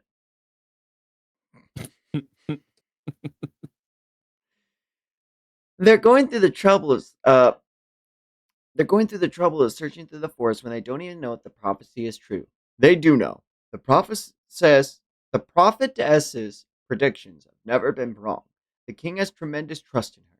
When I was very young, the king saved me and my family. I am forever indebted to him. That's why I became a soldier, to serve my very king and my country. Y- you have to investigate the forest all by yourself? Of course not. I am not the only one tasked with this mission. We are using numbers to our advantage, and all of the country's scholars and soldiers are investigating various parts of the forest regarding the prophecy.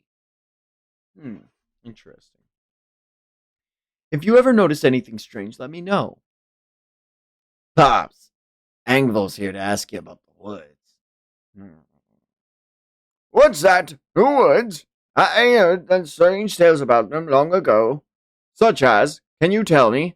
Hmm, hmm, hmm, hmm, hmm. Sir, are you alright? I'm fine! Fairies, monsters, evil spirits, witches, that sort of tales. People make 'em up to understand what they don't know. True or not, I can't say. All I know is that there's no reason to get involved with them beings. If we leave them alone, we can coexist in peace. You shouldn't go poking around the forest all reckless like. Now, did you happen to see Miss Spoon anywhere? Ugh. Well, we're going hunting tomorrow, so I'll let you know if anything happens. Thank you, Joseph. Wow, look at that smile. You sure love the night breeze, right, Diana? Boo boo! Wow wow wow! Boo! Aga! Nothing's there. Get inside. It's getting chilly. And as Julian's walking away, he turns around with a sweat drop beating down his face. Nothing's there, right? And we see all of the villagers uh, in a chatter amongst the hunters. Um, and like I Enough! I can't make heads or tails of what you're saying. Cut to the chase. I'm telling you, Yosef is gone. He was taken by something in the forest. What do you mean taken by something? Like a bear? Like how if I know? He went to check the rabbit traps like always, and that's when it happened. He got Yoshikage Kira'd. Um, Watashi no Yoshikage Kira. um, this is terrifying. Can you imagine just like doing your shit and then just Yeah, fuck all that, man. that's Yosef too. That's his working buddy. Yeah. That I don't like that. What'll I do, Angel? Without Joseph, I'll calm down. It's okay. First, let's organize a search party. They can go through the outer edges of the forest surrounding the village. I'll go look for him in the depths. I'm going to! No one knows that forest better than me! I'm telling you, Joseph's gone! He was taken by something in the forest! Oh, well, I thought I clicked next page, but I guess I didn't. Someone's gone and disappeared in the woods, right? It's your son, Joseph! Uh, I see. If it's him, then we have nothing to fear. Ever since he was a tyke, I taught him how to survive in that forest. He's alive, I tell you. Right. Say, ain't that my bow? Your your bow strapped to your back, sir. If I use my powers, I can help him. Angle, I'm going with you too. Absolutely not. Why not? We don't have time to go over this. TD, take Julian and Diana back home and wait over there. Okay. Julian looks worried, and as Titty, no, as TT and Julian are walking back home, she says, "Are they gonna be okay? Angle's gonna come home, right?" And Diana starts crying as that question's brought up, and Julian remembers Yosef and his family, Angeville and her family, Mira and hers, and he thinks to himself, "I don't want to see another child lose their parent. Titi, take care of Diana for me. I'm going with them. Julian, everything's gonna be okay." And his eye begins to swirl with that power again. A power made for fighting the unknown. Next chapter. Chapter 6, Demonic Beast. Passed down from father to son, the wisdom of coexisting with the forest lives on. It looks like we cut back in time to when Joseph and his father were younger, and his father is teaching him how to hunt in the forest. And as they go, he says, "When I make this hand signal, it means I'm going to distract the beast. Hunters often use this signal to rough are often round here. Make sure to remember it." Got it. And as the day passes on, we see them cleaning the deer that they shot. I wonder if I'll ever become a master like you, Pops. You don't gotta be a master huntsman. What matters most is... Oh, he's younger. What matters most is you and you return to your family. And one piece! The One Piece is real! He said it. He said the thing. Where is it?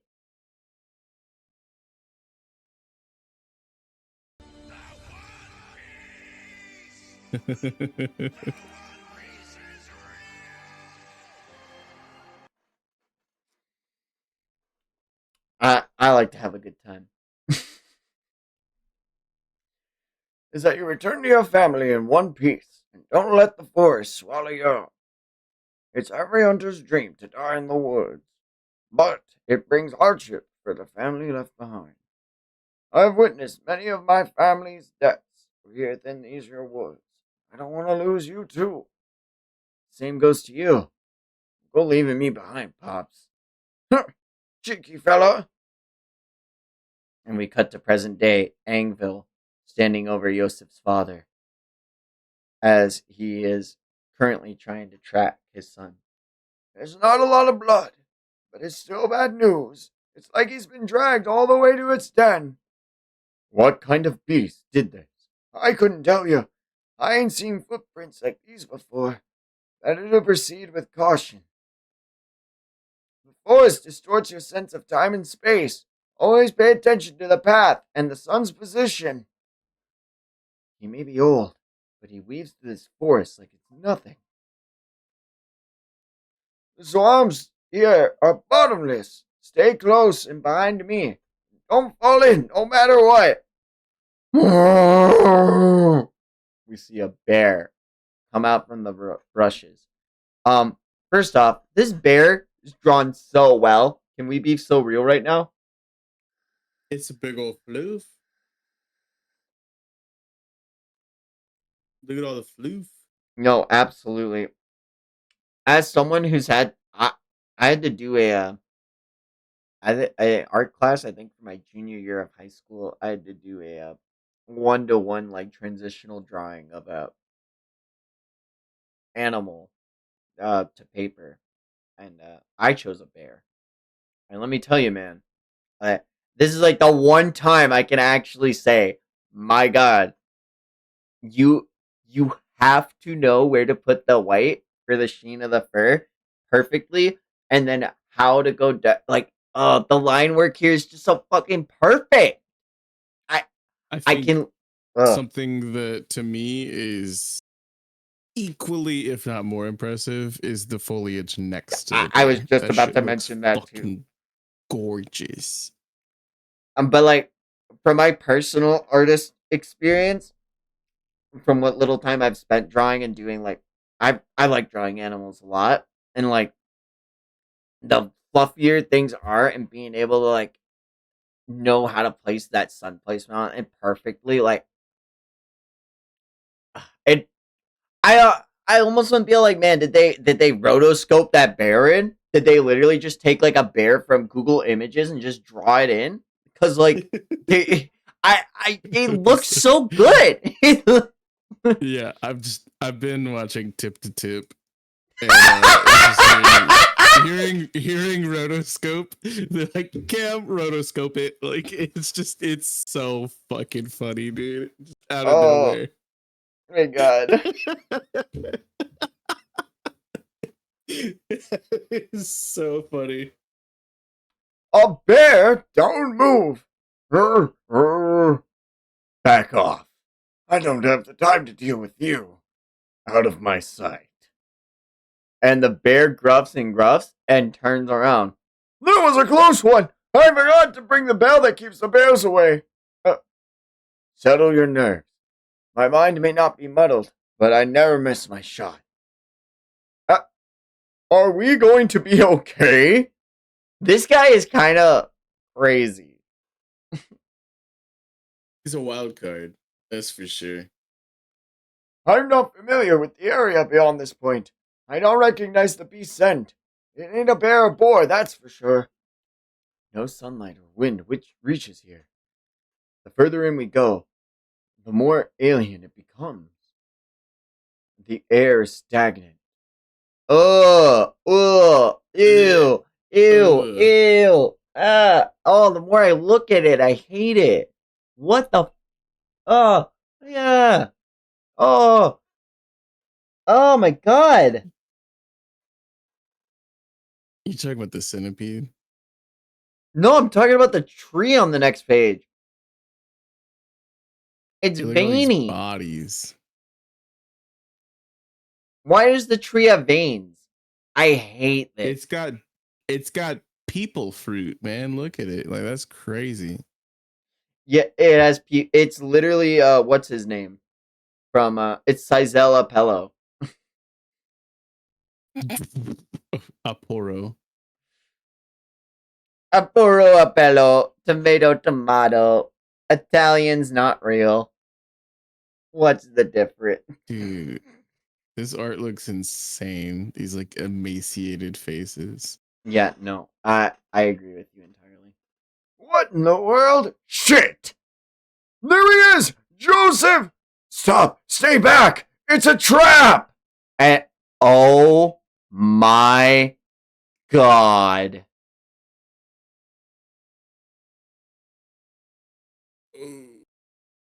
That is lifelike in such an unfortunate way.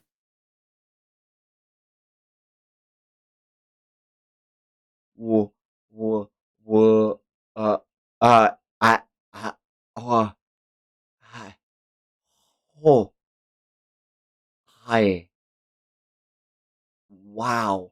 Look at how, like, the faces come out of the fur. I was literally just going off about the bear earlier. How the fur covers some of their eyes and how it doesn't the other. Oh, this is crazy. I was gonna try to read a bit of this so I can be here, but I couldn't make it on time. We're only on chapter 6, brother. Lock in. Hop in. It's good to have you here, Shady. This This is is a a phenomenal read so far. yeah, highly, highly, highly recommend. You are doing yourself a disservice if you don't get on this because it's so worth it.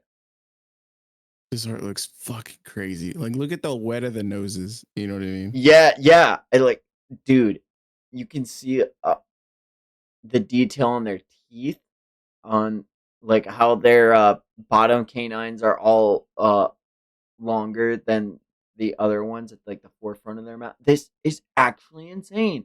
How do you have this much attention to detail in something? Ugh. Nightmare fuel. Yeah. Next page.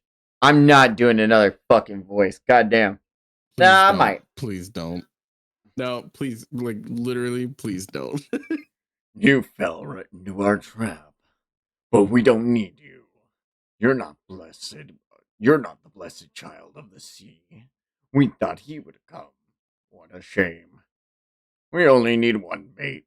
We'll kill the rest of you. They're after Percy Jackson. Yeah, man.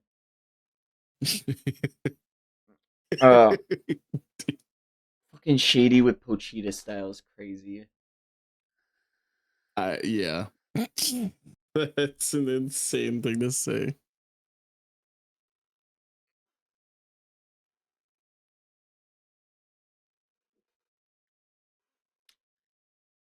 What the hell is this? Am I awake or is this a nightmare? Pops! Those clothes, I've seen them before. Belonged to my friends from long ago. Who's it? Oh. Dad. Ruth. What's this? Were these friends of yours? Do you like it? It's our little hobby. Humans are so easily frightened. They're quick to cry and scream for help. I love listening to those cries before bed. It's the perfect lullaby.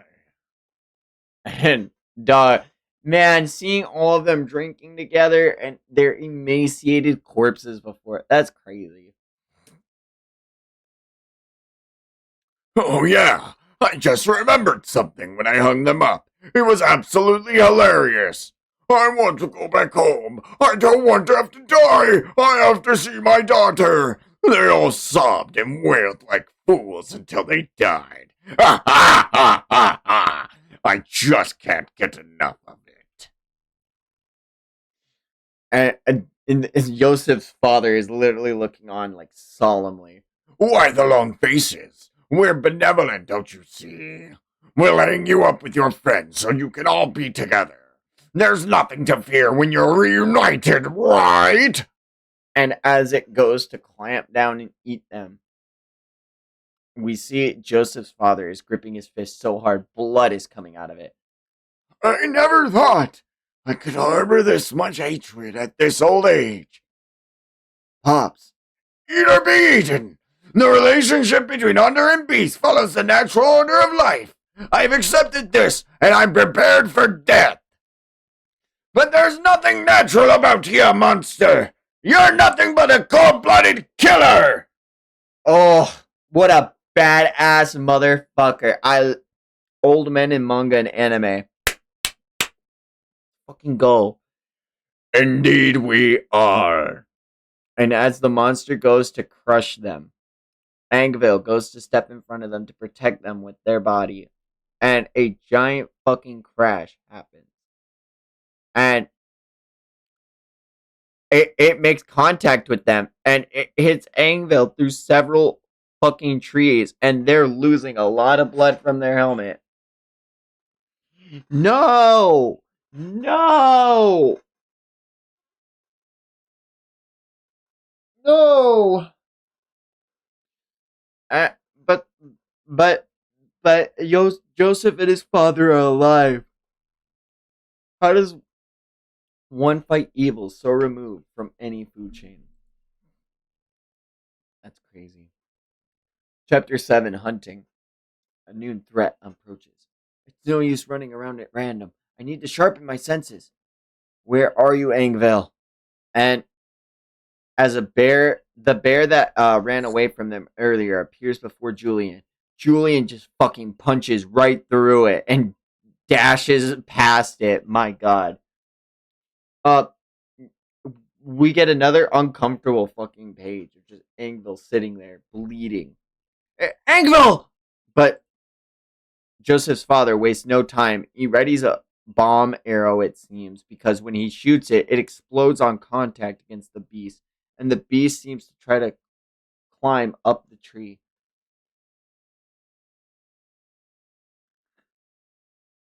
Joseph, let's make a run for it while we still can. Got it. I didn't see any eyes on that monster. Aye, it drags us through sound and scent. The bag. What was inside it? Was medicinal herbs and aromatics. Ingredients I gathered from the forest. It'll blast the beast's sense of smell for a little while. Smell of my blood. I know. We'll turn the tables by using your blood as a decoy.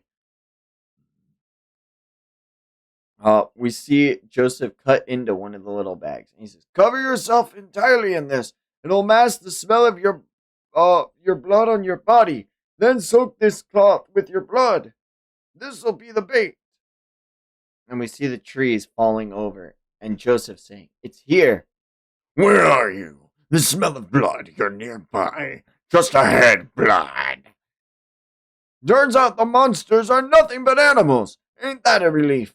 If it's animals, us hunters got a shot. Hold up, this is bad. It's too fast. If it's caught up to... And it fucking hits them again, and it makes another contact on Angville that's not going unnoticed on me. On their shoulder, I can see a little blood. Our noses are still messed up. Where did you go? Did we get carried away and kill them? We want to hang them while they're still alive. Joseph's father gets up from the hit and starts coughing up blood. He's heavily damaged, along with Joseph. But we see in Joseph's hand, he has an empty bag in front of him. And he points at the monster to his father. And he makes And he the gives him- sign that he's going to be the one that distracts him. Fuck, dude. Joseph makes a break for That's it so and good. slides underneath the monster. And the monster says, "There you are." It slices through him on the back, but it doesn't matter. He takes the piece of bait and throws it far enough for the monster to get distracted. And you don't get it. We tricked you. And the monster falls into water, it seems. Kaboosh. We're at the bottomless swamps. The marshes. We're inside the swamp. Return back to land. Bad, we're sinking. Grab the tree. It grabbed onto a branch. It's planning to lift its body out. That's it. We're not gonna hang you. We'll tear you to shreds and scatter your remains in the swamp. Pops, don't miss your shot. Who do you think you're talking to? And just as the old man said, My mind may be muddled, but I never miss my shots. and he snaps the fucking tree branch. He snaps the creature from the wrist arm. down. That's sick. And it goes crashing into the swamp. Joseph runs over to Angville and his dad. "Are you two okay? How are your injuries?" I'm sorry, my friends. I can't retrieve your bodies. "Ain't just us." You're looking pretty tattered yourself. And from behind them, outside of the wolf's mouth, a being leaves. And it makes its way to the surface. It has a humanoid figure with a blade for an arm and its right appendage. And as all three of them make notice, Angville is the one to protect Joseph and his father. But, oh my god, dude, no, stop. You're taking too much of a... They pick Angville up and they go to stab him. They say, "Stop, Angville!" But Julian gets there in the nick of time. Literally in the nick of time. And fucking Evangelion Kamen Rider kicks the fucking piss out of this bitch. Oh yeah. That's a Boruto kick. And Boruto is open leg facing, where you like sweep. Okay, I'm very well acquainted with the Boruto kick Vex. I'll have you know. This is so sick. Fuck, dude. He holds the power to fight back. Julian, now's the time to protect and stand to protect. Now's the time to stand up and protect his loved ones. Chapter 8, To Be Human. This is some sick ass art. Ugh.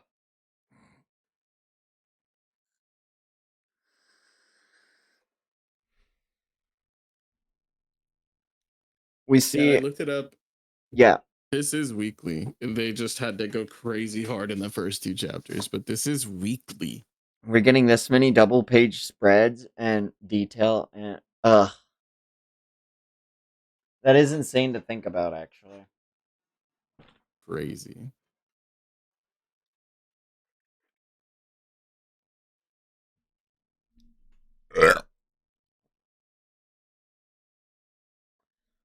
All three of them are looking on at Julian.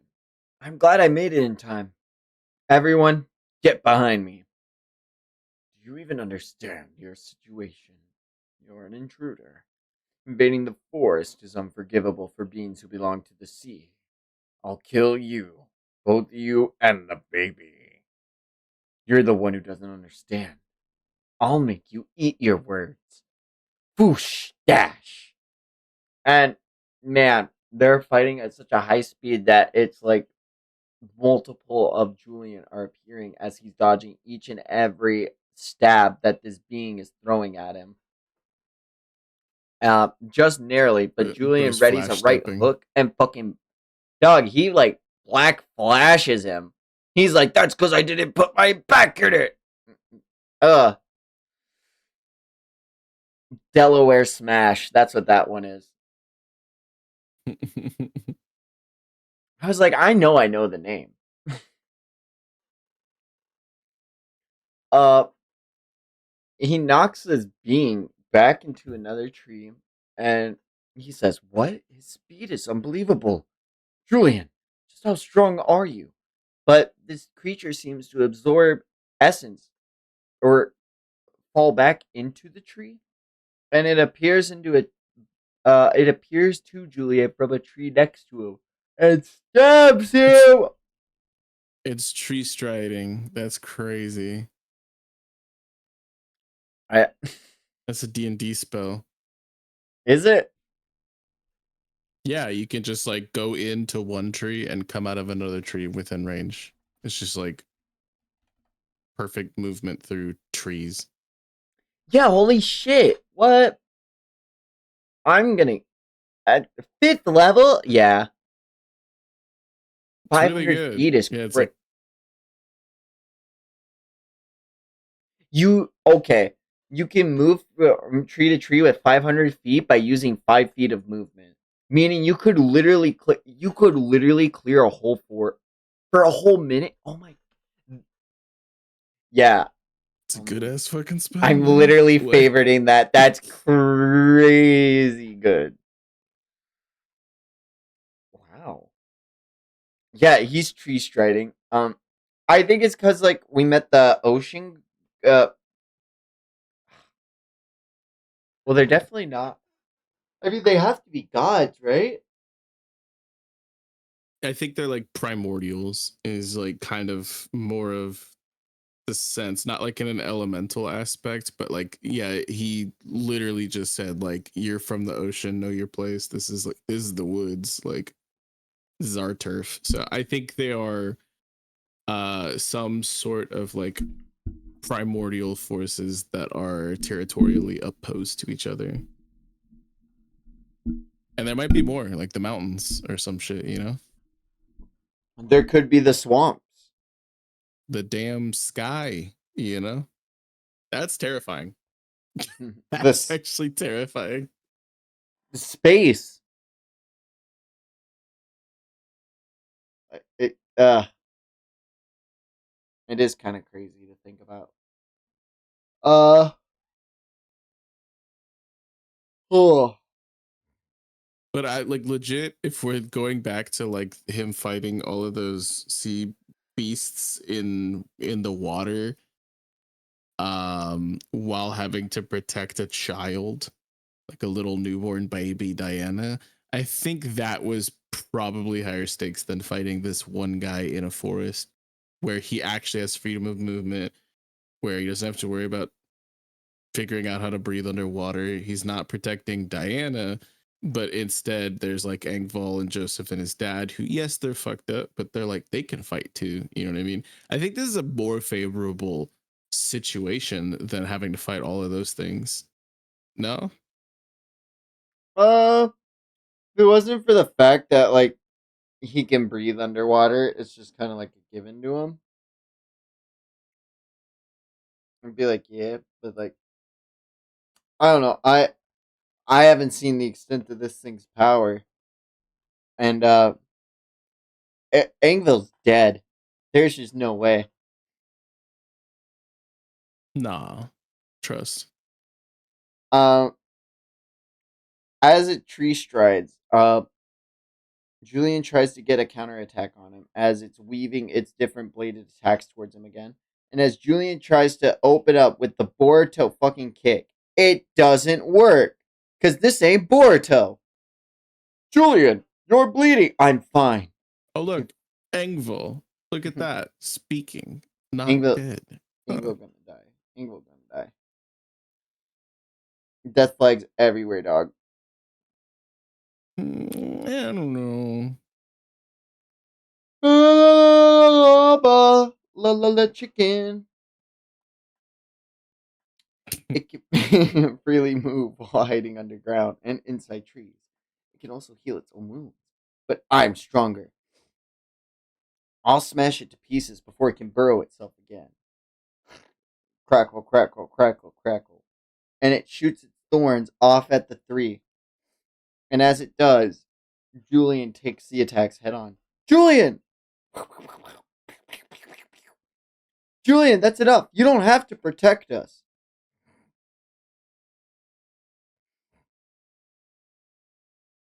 You worthless piece of shit. You're nothing but a freeloader. How dare you try to defy me? Answer me. Whether you're rebellious or obedient, it didn't matter. There was nothing you could do to please him. Are you You. Did you just try to help him right now? Nothing good ever came of helping others. It was better to not even think about it. I would just get beaten. It brought nothing good. Angville, you saved me and Diana when we were washed up on shore. You said adults don't need a reason to care for children. But I realized it doesn't matter whether you're a child or an adult. I've always hated myself for doing nothing and just watching. So I also want to help the people I care for. And then he thinks about the slaves that helped him out, and then all of the people that are helping him out now.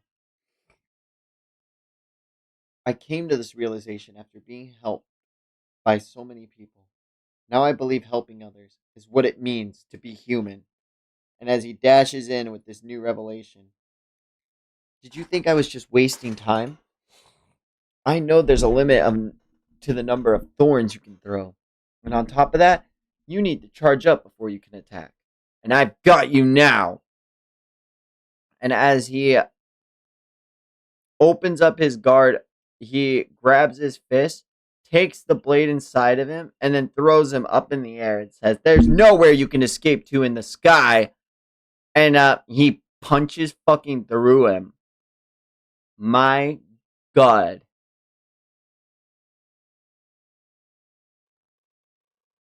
Like his name is Izuku Midoriya. He shatters the nightmare with a one punch.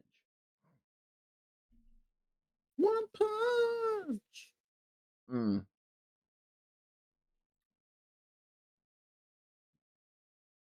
Even bloodied and beaten, he protects the ones he loves. Chapter 9, Family. Curse you. Curse all of you. May you know nothing but pain and suffering. Die a miserable death. Silence. I won't let you leave the forest. Kill, kill, kill them. Crash. Everyone, can you run? I think so. Let's hurry. If we don't leave the woods now, things will get worse. You guys make a run for it while I hold back the enemy. Julian, let's all go home. boom, boom, boom. Whoa. Bunch of centipedes, and spider. Oh, these are I don't like gross. that.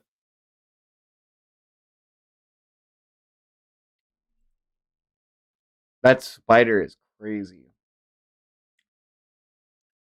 Julian keeps flash stepping to take all of the centipedes on, and he ends up ripping through all of them. And then this weird flower thing tries to spit on him, and he ends up taking the hit from that too. And he says, the spiders and demons and centipedes start saying, Get back here. Kill the sea-blooded. I'll devour you. they're not chasing us Ugh. anymore. Let us I'm eat sorry, you. this literally just made my skin crawl. I'm sorry, this is crazy detail. The spiders or the The like legs of the centipedes and the eye on the abdomen of the spider, like all the eyes. Like this is yeah, this is crazy. oh yeah. Let us eat you. Let us consume you. That's what I thought. These monsters can't leave the forest. Uh, something's coming. And we see what I think is a fungus thing. It looks like mushrooms. It does.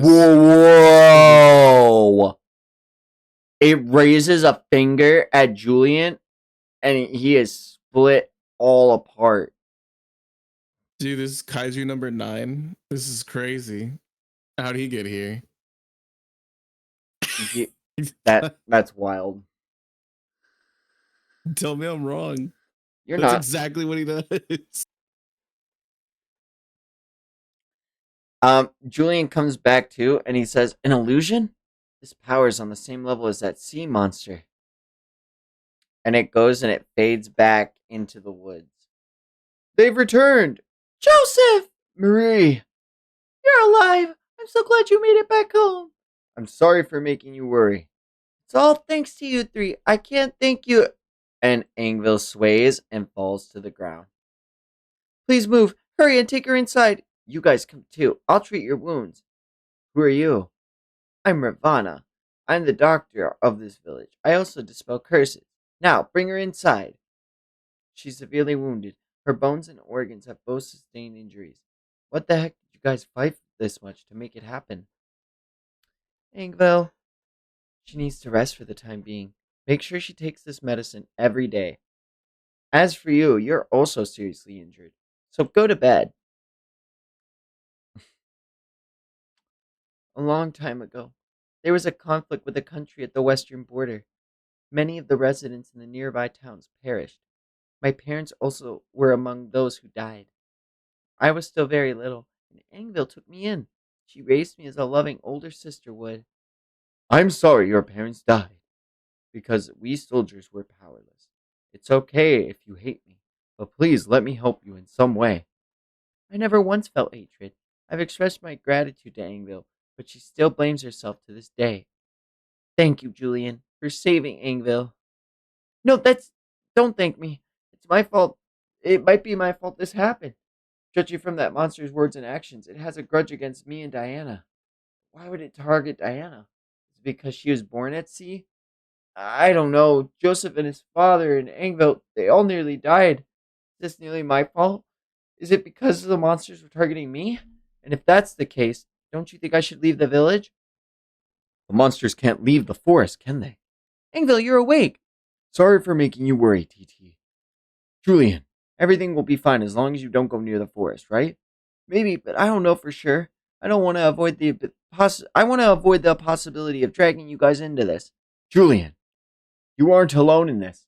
Don't say things like that. Don't forget we are family. Let's think through problems together, okay? And that's where that chapter ends, and we start chapter 10. I'm thinking about moving. Living close to the forest isn't safe. I don't want to put the others in danger. Oh, where do you want to move to? Next to the sea. That sounds great. You know, I've always wanted to live by the sea. No, it's just I was thinking that only Diana and I would move out there. Why? We'll all be moving together, of course. Don't you agree, Angville? That Titi's right. Let's all move together. We need to notify Joseph and the others first. All right, I'm heading out. Angville, make sure you rest. And Titi, take care of Angville for me, okay? I told you I'm all better now. Leave it to me. See ya. Come on, Angville. You too. Wave at him. Why? Because when you wave to someone, you're wishing them a safe trip. We're family, so you should wave too. All right, all right. Be safe, Julian.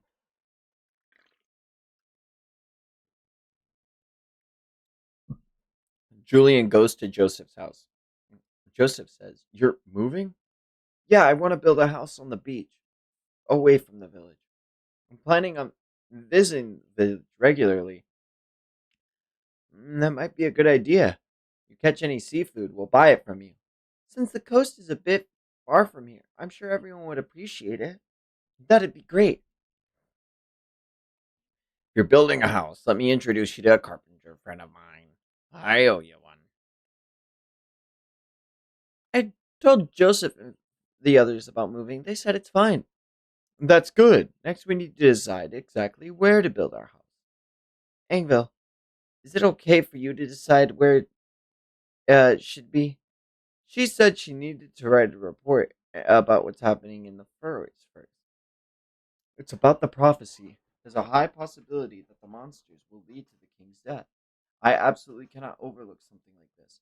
The country needs His Majesty. You have so much faith in him. He must really be a great king.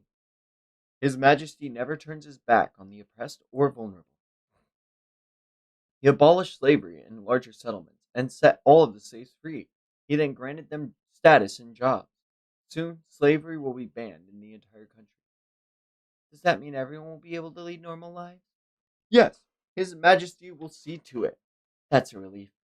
I was worried about Diana's future in this world. Pat, pat, pat.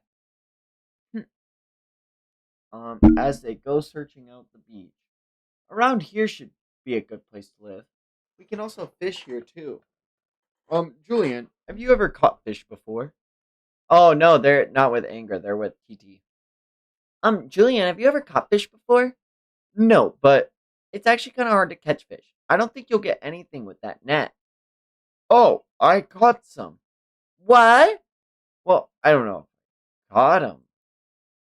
But it's kind of like they went in the net themselves. I think so too. Wait a minute. They won't stop coming.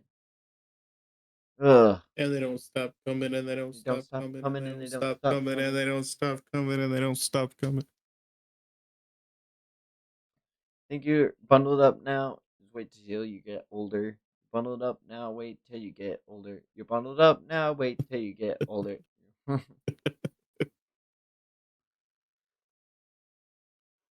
Huh.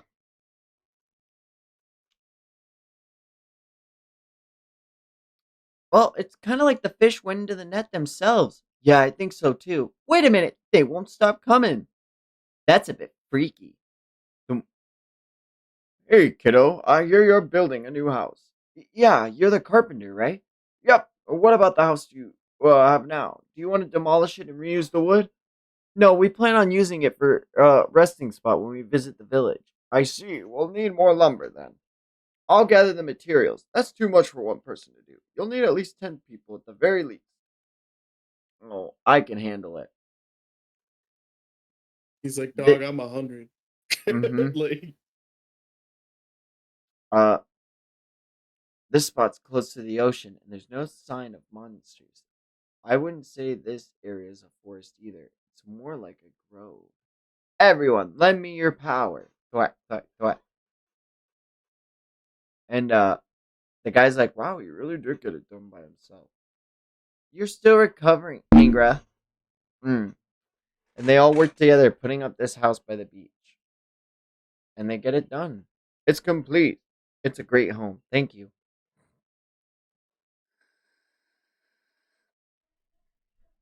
I should be the one thanking you. That idiot old man is one of the few friends I have. You helped him out and I'm grateful for that. If you ever need anything, be sure to let me know. Julian, over here, the house is amazing. It's been 1 year since then, Mira. Diana's gonna turn 1 year old.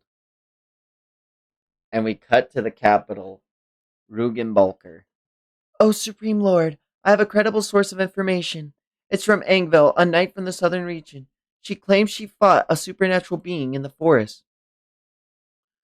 Go on and see with your own eyes if this is related to the prophecy.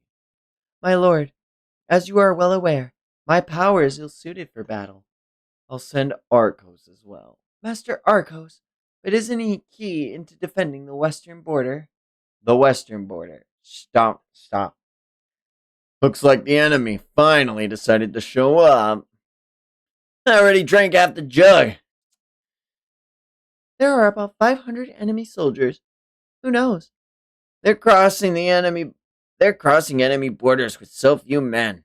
They even want to win? Ha! Well, even just half should be more than enough. Master Arcos, it seems there was an incident at the southern forest that's related to the prophecy. You've been summoned to that location. The prophecy, huh? Perfect. Sure sounds better than this dump.